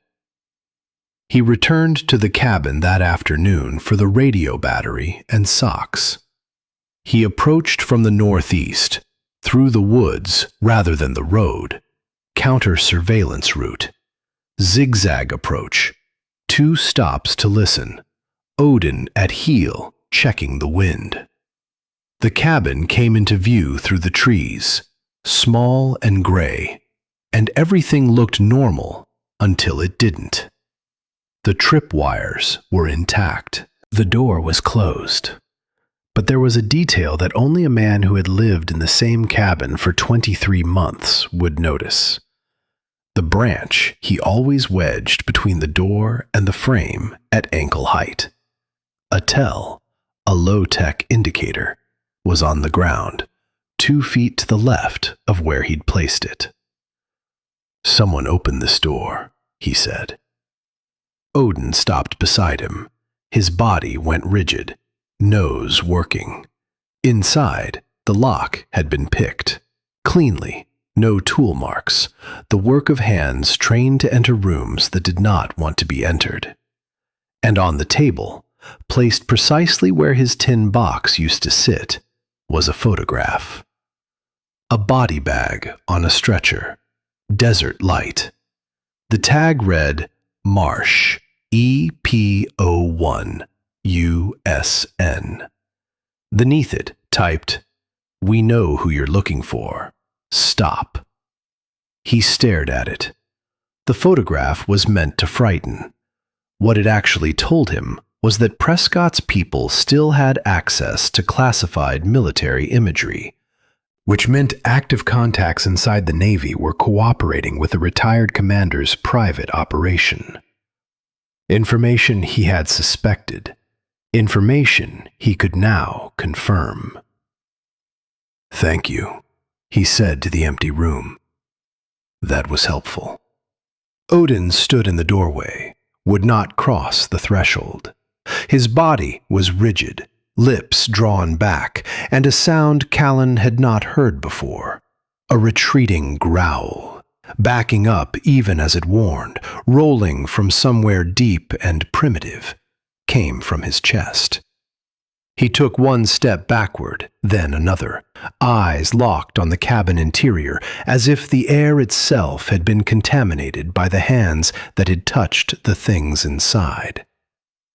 "I know," Callan said. "They've been here." He took the photograph and left. The cabin was compromised, not his anymore. From the payphone in town, he tried Wren. Called once. Voicemail. Twice. Voicemail. 3 times. Her recorded voice. He did not leave a message. He drove to her house. Front door open, porch light on. Wrong for early afternoon. Van in the drive. Inside. Kitchen light burning. Phone on the table beside an unwashed mug. Grocery list pinned to the fridge. Eggs, bread, dewormer, coffee filters. The ordinary furniture of a life interrupted between one breath and the next. Wren was not there. On the counter, typed on white paper, Carvin's Creek Bridge. Midnight. Alone. No dog. Bring everything, the drive, the recordings, all copies, or the vet doesn't see morning. Callan read it twice. The afternoon light came through the window in amber bars. The dish towel was folded. The kettle was still warm. They had taken her within the hour. He stood very still and did what he had been trained to do in every situation that wanted him to react before he thought. He waited. 5 seconds. 10. Let the adrenaline arrive and watched it from a distance. "Facts first," he said. Odin pressed against his leg. Full weight. 80 pounds of here and not leaving. They took her from the house. No forced entry. Door was open, not broken. Phone here, so she didn't call anyone. Kettle warm, 60 to 90 minutes ago. He checked the driveway through the window. Vans here. They used their own vehicle. 2 men, sedan. He checked the back door, locked from inside, windows intact. She opened the front door for them. They knocked and she answered, or they were waiting when she came home. No struggle in the kitchen. Everything's in place. Mug unwashed but not dropped. They told her to come, and she went, because the alternative was worse, and she was smart enough to see it. He read the note again. Midnight. The bridge. Alone. No dog. Bring everything. He folded it carefully. Standard leverage play. The problem with leverage plays is that the leverage only works until the exchange is complete. After that, there's no structural reason to honor anything. He thought about the bridge. Carvin's Creek, wooden, old, single lane, steep banks, deep water in autumn. He'd crossed it 40 times. He knew the approaches from both sides, the sight lines, the way the road curved through trees before reaching the span. Tactically, it was a choke point. One way on, one way off. Water on 3 sides, forest on the 4th. They picked the bridge because it limits my approach and gives them control. South Road. They'd see headlights 200 meters out. North Trail. Single track. They'd hear gravel. Through the woods. Terrain funnels to the creek bank, and I'd be visible against the water. He paused. Unless I come up the creek bed itself, in the dark, on foot, the way a man might approach who spent 22 years getting to things from directions nobody expected. He knelt and held the dog's face. Odin's eyes held his. I'm not handing over the evidence. I'm not disappearing again.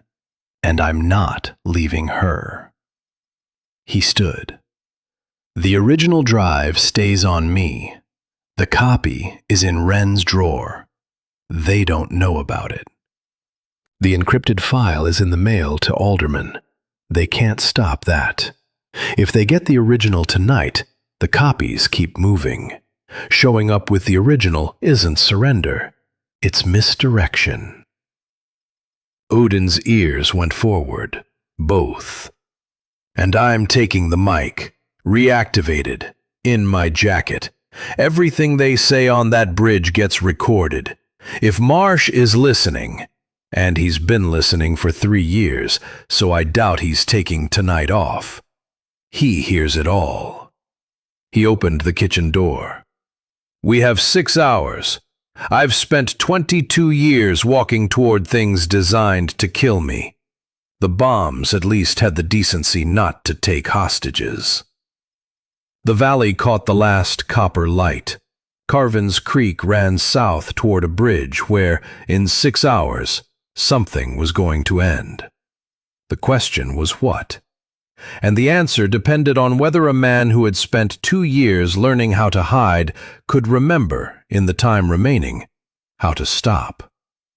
He had 6 hours and a list. Lists were how Callan had survived 22 years in a profession where the margin between competence and death was measured in wire gauges and milliseconds. You made a list. You checked it. You checked it again. And then you walked toward the thing that was trying to kill you with the steady gait of a man who had done his preparation and trusted it. Because trust in preparation was the last clean emotion available to someone in a bomb suit, and it was the one that kept your hands level.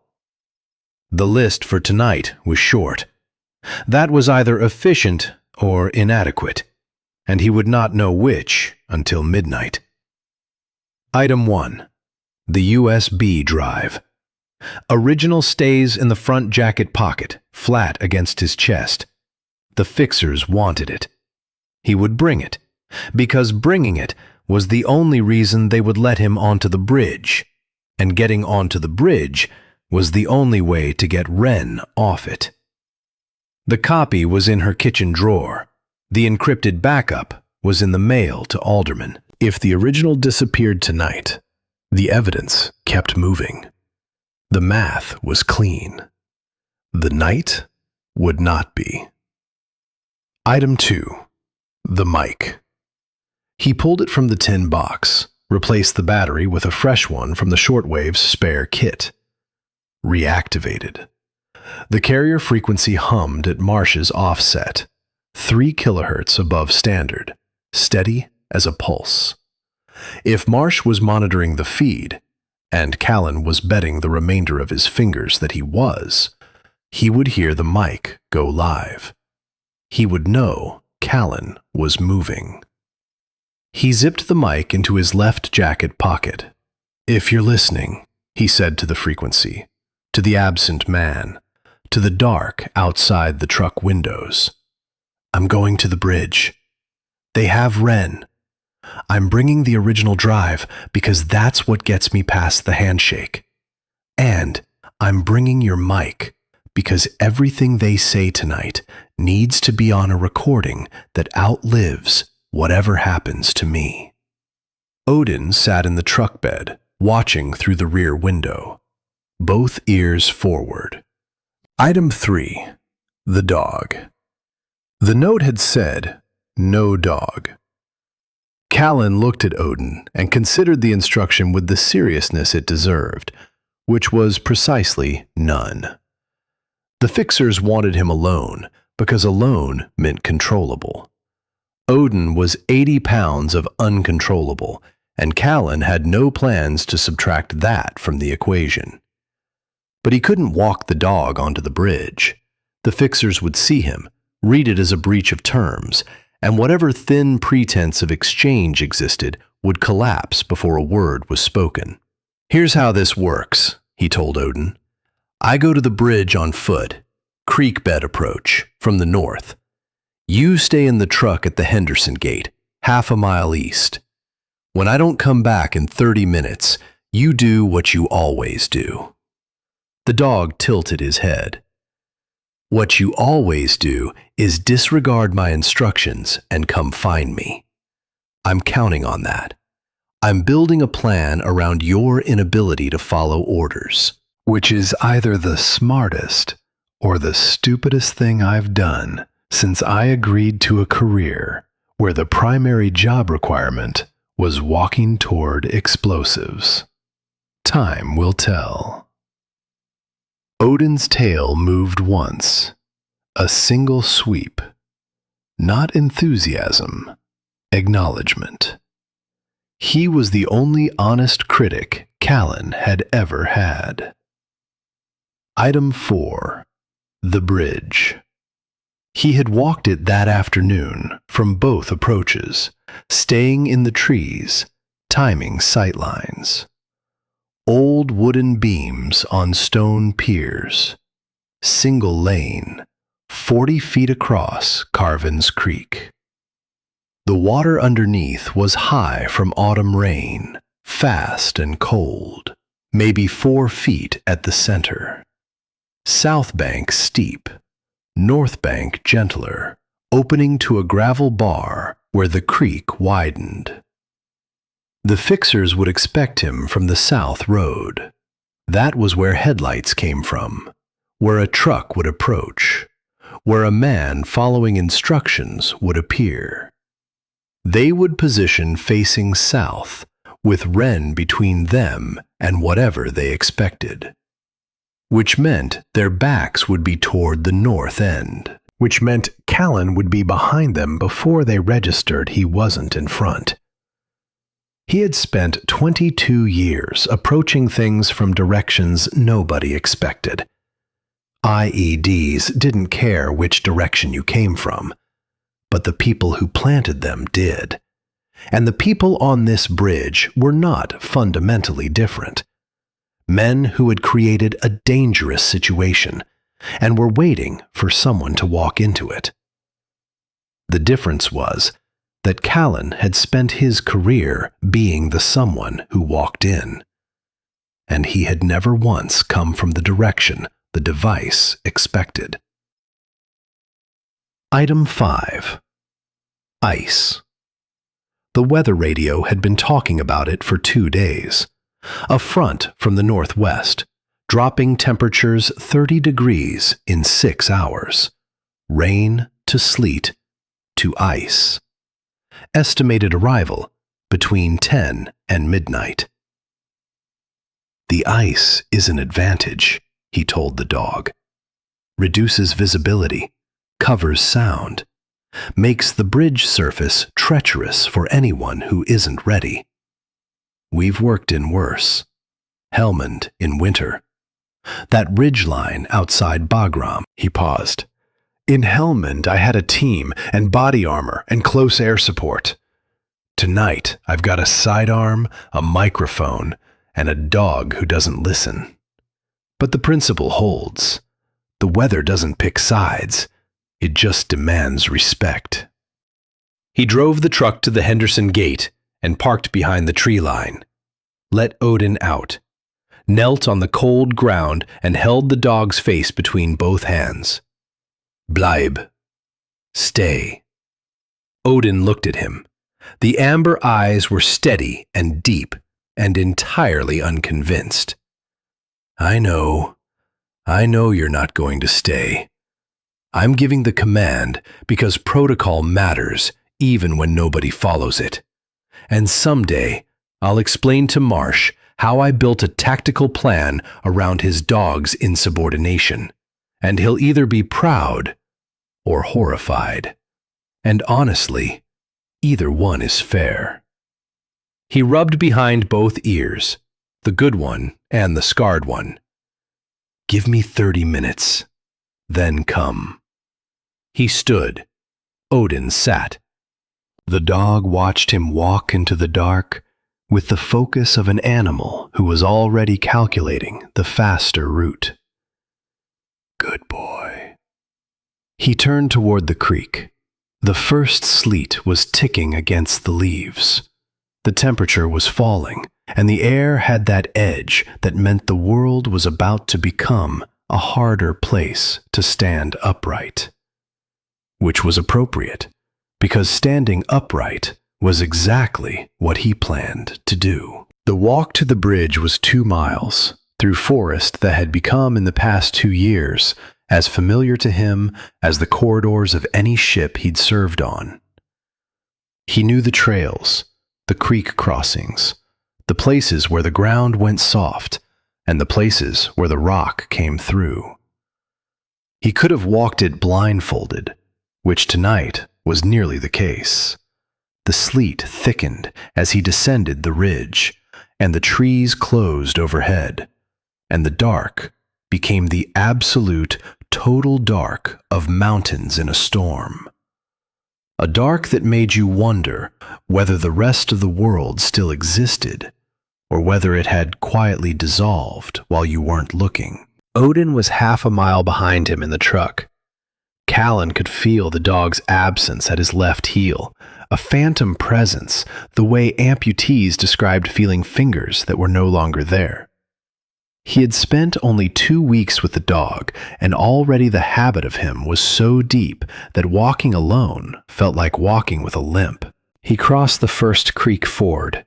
The water was shin-deep and fast and cold enough to make his breath catch. His boots filled, his socks soaked through. The discomfort registered and was dismissed because discomfort was a constant in his profession, and the ability to function through it was the difference between the people who completed EOD school and the people who didn't. And Callan had completed it 22 years ago in a class of 40 that graduated 11. and the 11 had all shared one quality that mattered more than aptitude or courage or steady hands. They could be uncomfortable and still think clearly. He thought about Marsh. Not the Marsh in the envelope, or the Marsh behind the frequency offset, or the Marsh who might be in these mountains listening to a mic feed. He thought about the Marsh he'd known. The real one. The one who fed a stray cat he'd named Professor and built radios from scrap and trained a German shepherd in German because he believed it gave the commands more weight. A flash behind his eyes.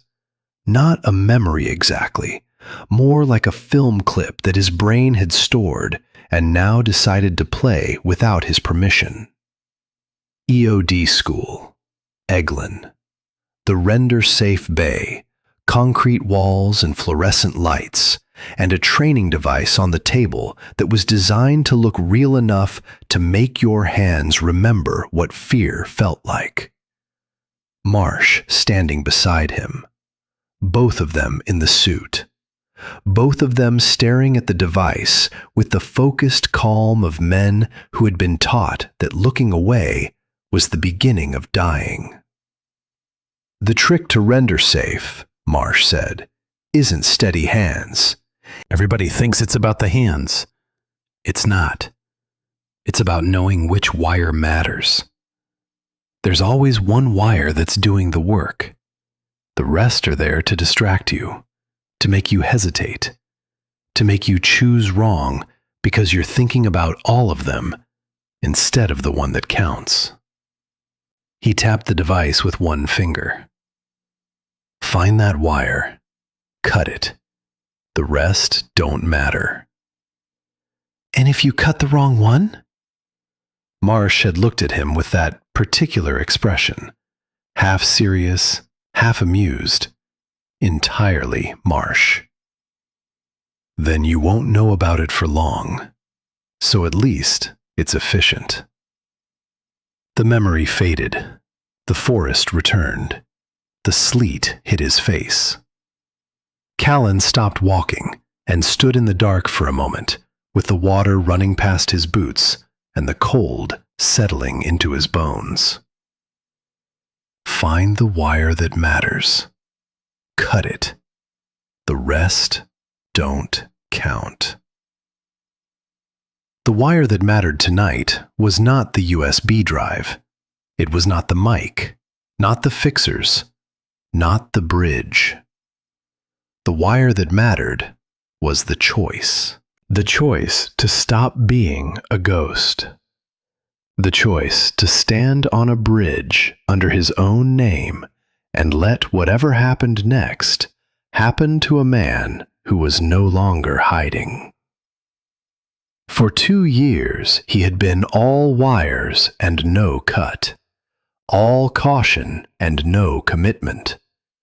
He had kept himself alive by keeping himself absent, and the cost of that absence was measured in the years Marsh had spent alone and the trust Wren had extended without receiving any in return, and the dog who had crossed 3 states carrying a message that required someone on the other end who was willing to be found. Tonight, he was willing. "Okay, Marsh," he said to the dark, to the sleet, to the particular frequency of silence that filled the space between preparation and action. "One wire. Here we go." He walked on.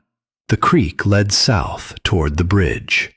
The bridge appeared out of the dark and the ice as a shape slightly darker than the shapes around it. Callan came up the creek bed from the east, boots in shallow water, moving slowly.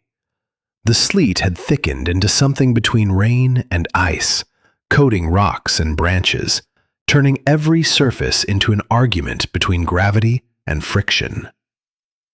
His right knee had filed a formal complaint 40 minutes ago, and had since escalated to what could only be described as a full work stoppage.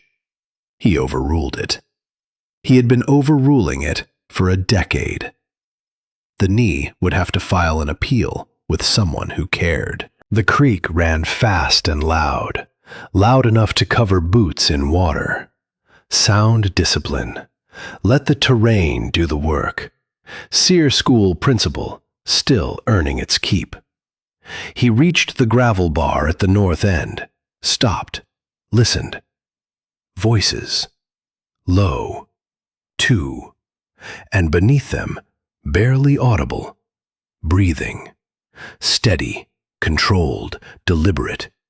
The breathing of a woman who was scared and had decided her captors did not deserve to hear it. That was Wren. Nobody else breathed under pressure like that, as if fear were an administrative inconvenience she could manage through posture and willpower. He moved to the north end of the bridge. The beams were coated in ice. He stepped on. No sound. The sleet covered everything. Ahead, at the center, Wren sat on the planks, hands zip-tied in front, legs folded. One fixer stood to her left, facing south, weapon low. The second held the south end, also facing south, both watching the road.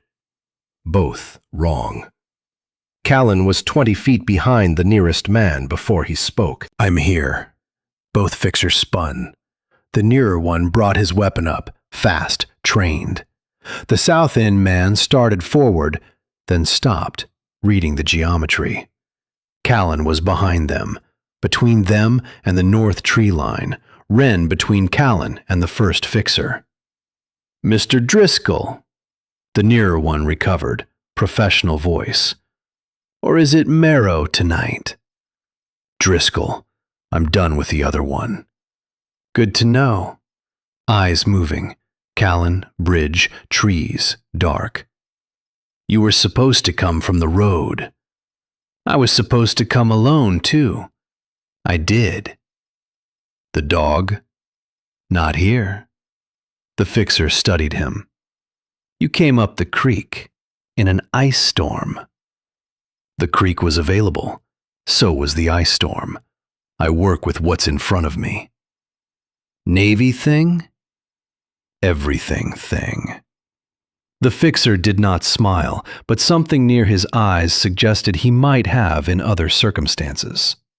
Professionals sometimes appreciated competence in others. It was both their best quality and the one that made them most dangerous. "The drive," he said. "All copies, recordings, everything. Let her up first." "That's not the sequence." "It is tonight. She stands up, walks to me. When she's behind me, I hand over what I'm carrying." "And if I don't agree?" "Then we stand here arguing sequencing in an ice storm until one of us gets hypothermia. And I'm wearing more layers, so my money's on you." The south end fixer shifted, impatient. The ice was getting to everyone. The nearer one made his calculation. The slight jaw movement, the brief unfocus and resharpening of the eyes. Cost-benefit. Shield versus concession. "Fine." He pulled Wren to her feet. She stumbled from the zip ties, caught herself, and looked at Callan with an expression that contained approximately 6 things, none of which she said out loud, because saying them would have required more time than the moment allowed. "You okay?" he asked. "I've had better evenings." "Fair. You came up the creek. Everybody keeps mentioning that. Your boots are destroyed. My boots have survived worse. Walk behind me, north end, off the bridge." "Callan, off the bridge, Wren, please." She held his eyes for 1 second more, then walked past him toward the north end. Her footsteps were careful on the ice. She did not look back. When she reached the gravel bar, she stopped, and Callan knew she was watching without seeing her, because the quality of the silence behind him changed in a way that meant someone was standing still and paying attention with everything they had. He faced the fixers, sleet between them in white diagonals, ice on the rails, the weapons, the planks. He pulled out the USB drive, held it up. Here's the original. Manifest, emails, Prescott's audio, everything Marsh compiled. He turned it in his fingers. I'm handing it over, but I want you to understand what you're taking. You're complying. That's what I understand. This drive is a copy. A second copy exists somewhere you haven't found. A third is in the United States Mail, addressed to the Senate Armed Services Committee, posted 3 days ago, and you cannot unmail a letter. Your conversation at the Sunoco, both your voices and your handlers on the phone, is on a recorded frequency you don't control. Taking this drive tonight accomplishes nothing except letting you tell your employer you did your job. The evidence has already left the building. Jaw tightening. We were told to retrieve all copies and ensure no further distribution. Then you received an impossible order from a man who doesn't understand how information moves once it escapes the room. The best your employer can do now is hire a defense attorney and begin negotiating the terms of his cooperation with the Senate inquiry that's going to arrive on his desk whether or not you deliver this thumb drive. The fixer raised his weapon slightly. Or it gets resolved here. It could, but you'd have to kill me. Find the woman who's already off the bridge and memorizing your faces. Locate a USB copy you don't know the position of. Intercept federal mail that's in the system. And disable a recording device that is currently broadcasting everything you say to a receiver you cannot find. He let that sit. That's a busy night, even without the ice. What recording device? Callan tapped his left jacket pocket. The mic from the collar. Live. Broadcasting on a frequency your employer doesn't control because he didn't build it. It was built by the man your employer tried to kill 3 years ago and failed. The fixer stared. The South End man said nothing. The sleet fell. The creek roared. Then, from the north tree line, a sound. Not a bark. Lower. Controlled. The sound a German shepherd makes when he has located what he's looking for and wants relevant parties to know. Odin came out of the dark at speed. Not a panic sprint. The gathered, purposeful drive of a military working dog covering ground with intent. He cleared the north end of the bridge, crossed the span in 4 strides, and planted himself between Callan and the nearer fixer. Body squared, ears flat, weight forward. He did not bark, did not growl. He stood, 80 pounds of black and tan, ice on his coat, breath steaming, and looked at the armed man with the absolute focus of an animal who had been trained to hold a line and intended to hold this one. The fixer looked at the dog. The dog looked at the fixer. Odin, stand. The dog was standing. The command was redundant, which was the point. The dog knew what he was doing and did not require instruction, which put him ahead of most people Callan had worked with, in or out of uniform. Then a third voice, from the south tree line, rough, exhausted. the voice of a man who had been outdoors for 3 years longer than anyone should be and had decided the time for hiding was over. "I'd put that down." The second fixer spun. A figure stepped from the trees at the south end. Thin, bearded, not a good beard. A scar across his left cheek. Canvas jacket over flannel. Mud on the boots. And in his right hand, a phone, screen lit, recording indicator pulsing in the corner. Eric Marsh looked at the fixers, then at Callan, then at the dog between them. "Told you I wasn't in the bag." Callan stared at him across the bridge. Ice fell between them. The creek roared. For 1 second that held 3 years, absence, guilt, a dog who refused to accept the distance, neither man moved. "You look terrible. You look old." "I am old." "You were old 3 years ago. Now you're something a museum would put behind glass." Marsh held up the phone. "I've been on the mic feed since you activated it at the Sunoco. Everything said on this bridge is recorded and transmitting to a receiver I built from spare parts and stubbornness." He looked at the fixers. "Your employer's name, your instructions, your threat to witnesses. On tape. That's 7 felony counts if the prosecutor is having a slow day." The nearer fixer still held his weapon, but his posture had changed. Weight back, shoulders down. "NCIS Independent Review Unit is en route," Marsh said. "Not Norfolk.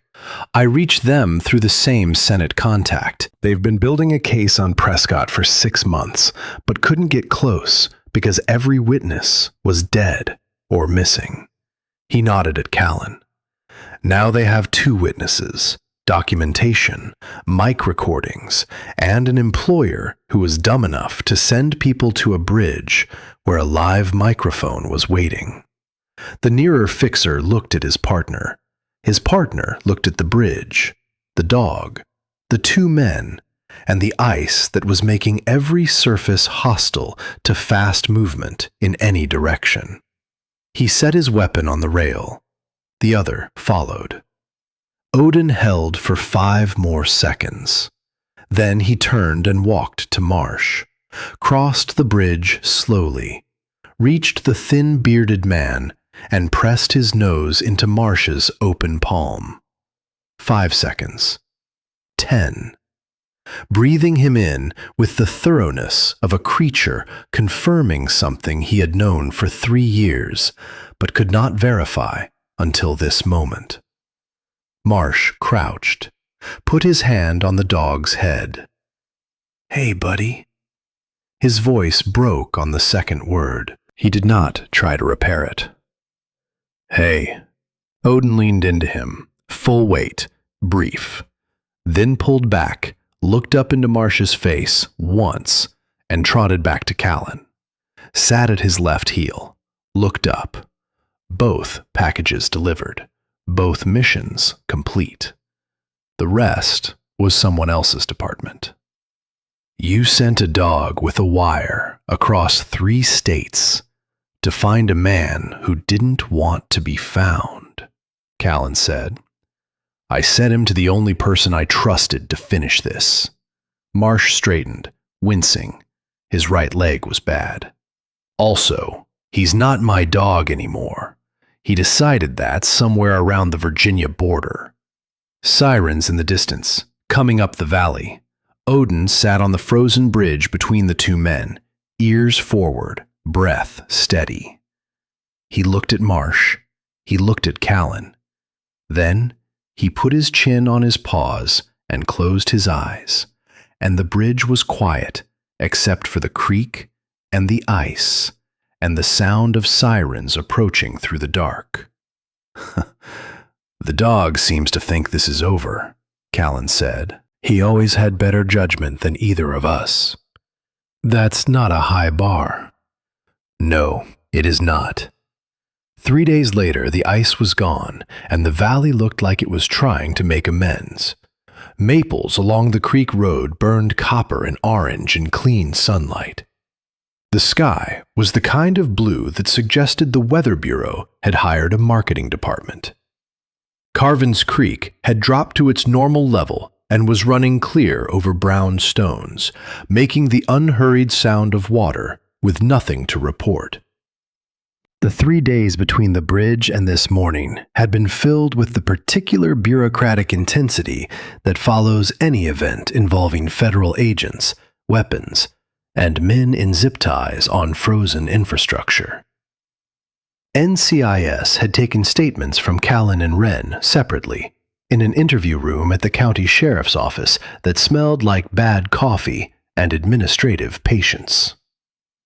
The agents were from the Independent Review Unit, not Norfolk, but an independent unit, and a man who took careful notes and asked careful questions, and did not once suggest that any part of Callan's story was implausible. Which was how he knew they had been building their own case on Prescott, and had been waiting for exactly the kind of evidence that had just walked across a bridge and introduced itself. Marsh had been transported to the VA hospital in Roanoke under what the agents called protective medical hold, which meant he was being treated for 3 years of rough living and simultaneously shielded from the system that had declared him a traitor. His file was under review. The Senate inquiry was open. The manufactured evidence against him, the false contacts, the backdated financial records, the altered manifest, was being examined by people whose job it was to determine whether documents were real, and fabrication did not survive that kind of scrutiny. Wren had been released after 6 hours of statements. She had driven home, fed her animals, cleaned the zip tie marks on her wrists with the same antiseptic she used on her patients, and called Callan at the gas station payphone the next morning to say, "I'm fine. The goats are fine.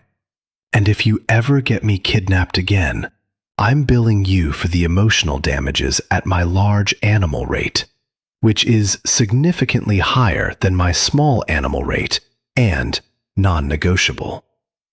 "How much is the large animal rate?" "More than you can afford. But I'll accept payment in dog food and honesty, and you're currently behind on both." He had almost laughed. Almost.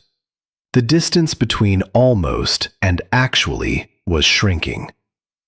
Now he stood on the cabin porch for the last time. He had not entered since the fixers broke in, but he had come back this morning to collect what was his before moving on. The door was open. Odin lay on the top step with his legs stretched out and his chin on the wood, watching the valley with the focused calm of a dog who had completed a long assignment and was permitting himself the luxury of having no agenda. The phone call had come that morning.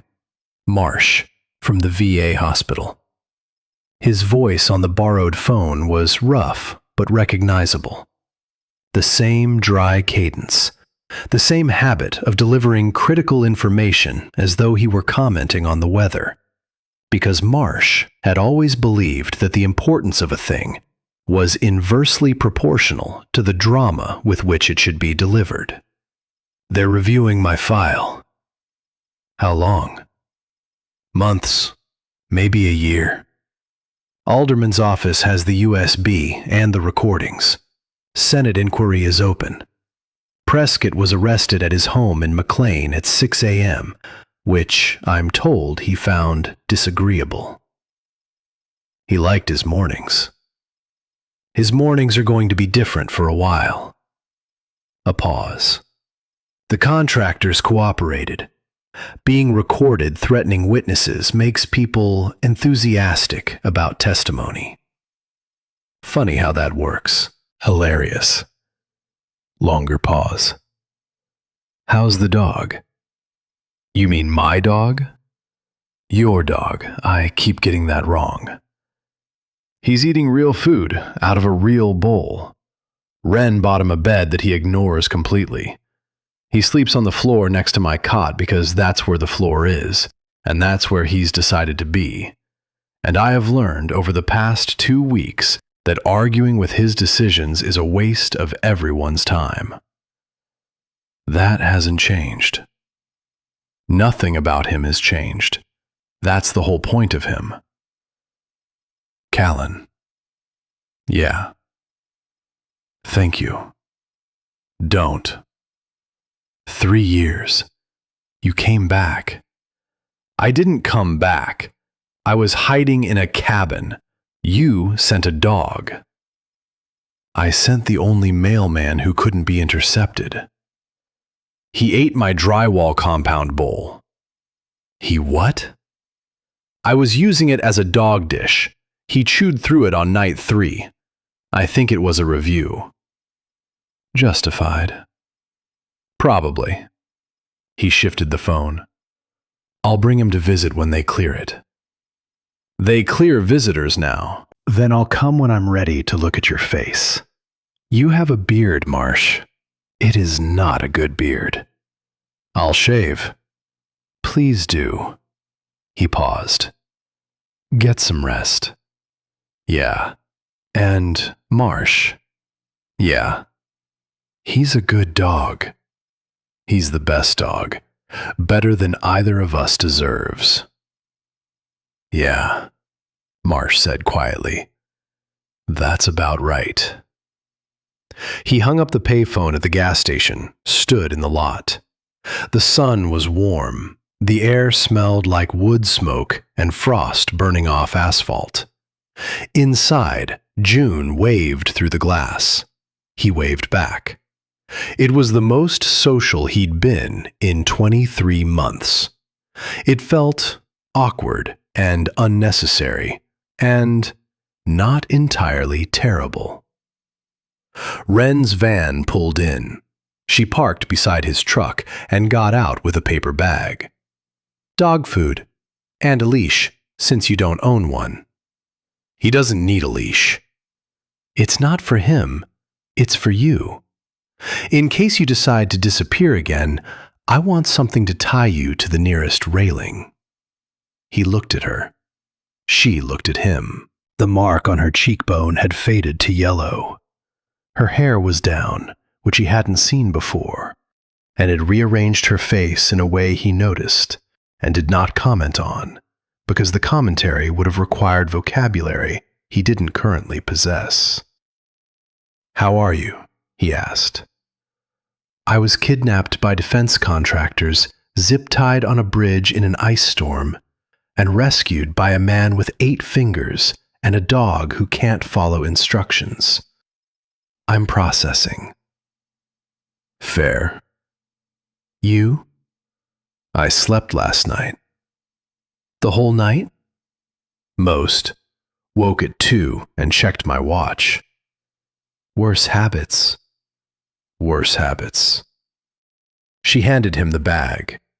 Their fingers came close enough that the air between them carried warmth, but not contact, which was itself a kind of contact, if you measured carefully enough. And Callan was a man who measured carefully. Callan, on the bridge, in the dark, you said your name. You said, I'm Driscoll. I'm done with the other one. She paused. That was the bravest thing I saw that night, and I saw a dog run through an ice storm. He didn't answer. For once, the silence felt less like hiding and more like standing in a place where words weren't required because the silence between them had learned to carry weight on its own. Next week, she said. Odin's blood panel. We'll be there. Real bowl? I bought a real bowl this morning. Look at you, rejoining civilization. Don't push it. She got in the van, rolled the window down. Callan, Yeah?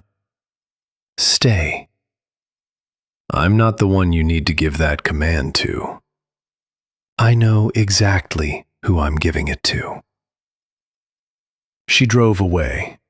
He stood watching until the van rounded the bend and the dust settled and the lot was quiet except for the creek and Odin breathing in the truck bed where the dog had positioned himself facing forward, not backward, not watching what was behind them, and was waiting with the calm certainty of an animal who knew where they were going, even if the man hadn't named it yet. Callan loaded the last of his things from the cabin, the radio, the tin box, clothes, and behind the workbench, a photograph he didn't remember placing there. Marsh, in desert fatigues, kneeling beside Odin at a forward operating base. Both squinting into the sun, both looking like they had somewhere else to be, but had chosen to be here instead. Not posed, the kind of photograph that happened by accident, which was how the best ones happened, and also how the best friendships survived. Not by design, but by the weight of moments nobody planned that turned out to be the ones that held. He set it on the passenger seat. He walked to the cabin door one last time, stood in the frame, and looked at the room that had been his life for 23 months. One room, one cot, one workbench with the soldering iron still plugged in from the night he'd analyzed the frequency, because he had not been back since then, and the iron had gone cold and would stay cold. The crack in the ceiling he'd never sealed. 23 months, and every morning he'd thought, I should fix that, and never had. Which was either laziness or the unconscious admission that the ceiling, like everything else he'd built here, was never meant to be permanent. The stove that burned too hot on the left side, which he'd compensated for by always sitting on the right. The two chairs from the church sale, facing each other across the workbench, as if waiting for a conversation that never arrived. And the floor. The wide pine boards near the door where Odin had appeared that first night, soaked and shaking, pressing past his leg with the desperate urgency of a creature who had traveled a distance that should have been impossible, to deliver a message no other messenger could carry.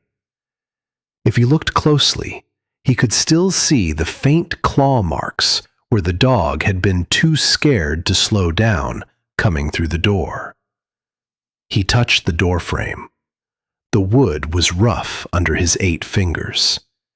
He had built tripwires across this threshold and deadbolts on this door, and routines that ensured he never slept more than 4 hours without checking. And all of it, every precaution, every defense, every careful habit of isolation, had been bypassed in 30 seconds by an 80-pound dog with a wire on his collar and a memory that refused to quit. That's the thing about hiding, he said to the empty room, or to the dog waiting in the truck, or to the particular silence that fills a space when a man is about to leave it for the last time. You can lock every door, but you can't lock one that someone opens from the inside. He left the door open, unlocked, unlatched. A man who was done hiding had no use for bolted doors, and this cabin had been nothing except a place to hide, and he was finished with it. The truck started on the first try. The road went south toward the valley. He rolled the window down. The air came in cold and clean, carrying nothing except October and the quiet of a morning that had earned the right to be ordinary. He passed the Henderson place. The cattle were in the far field. He would miss the Hendersons, their cash, their venison, their total lack of curiosity. He would not miss the fences. Fences needed repair more often than they needed building, and he had spent enough of his life on the repair side. The gas station came and went. June's face in the window, a wave. The road widened past town. The valley opened in a long descending curve through orange and copper and gold. Odin rode in the truck bed, with his ears up and his eyes forward. His coat caught the light in bands of black and gold, and the wind moved through it without resistance, because the dog had stopped bracing against things and started moving through them. Behind them, the cabin stood empty at the end of the dirt road, door open, surrounded by mountains that had kept a secret for 2 years and were done keeping it. The road curved south, the valley opened, and Callan Driscoll drove into it under his own name, with a dog who had refused to stop searching, and a promise kept, and a door left open behind him. Because the road ahead was clear, and the dog was steady, and that was where they were going.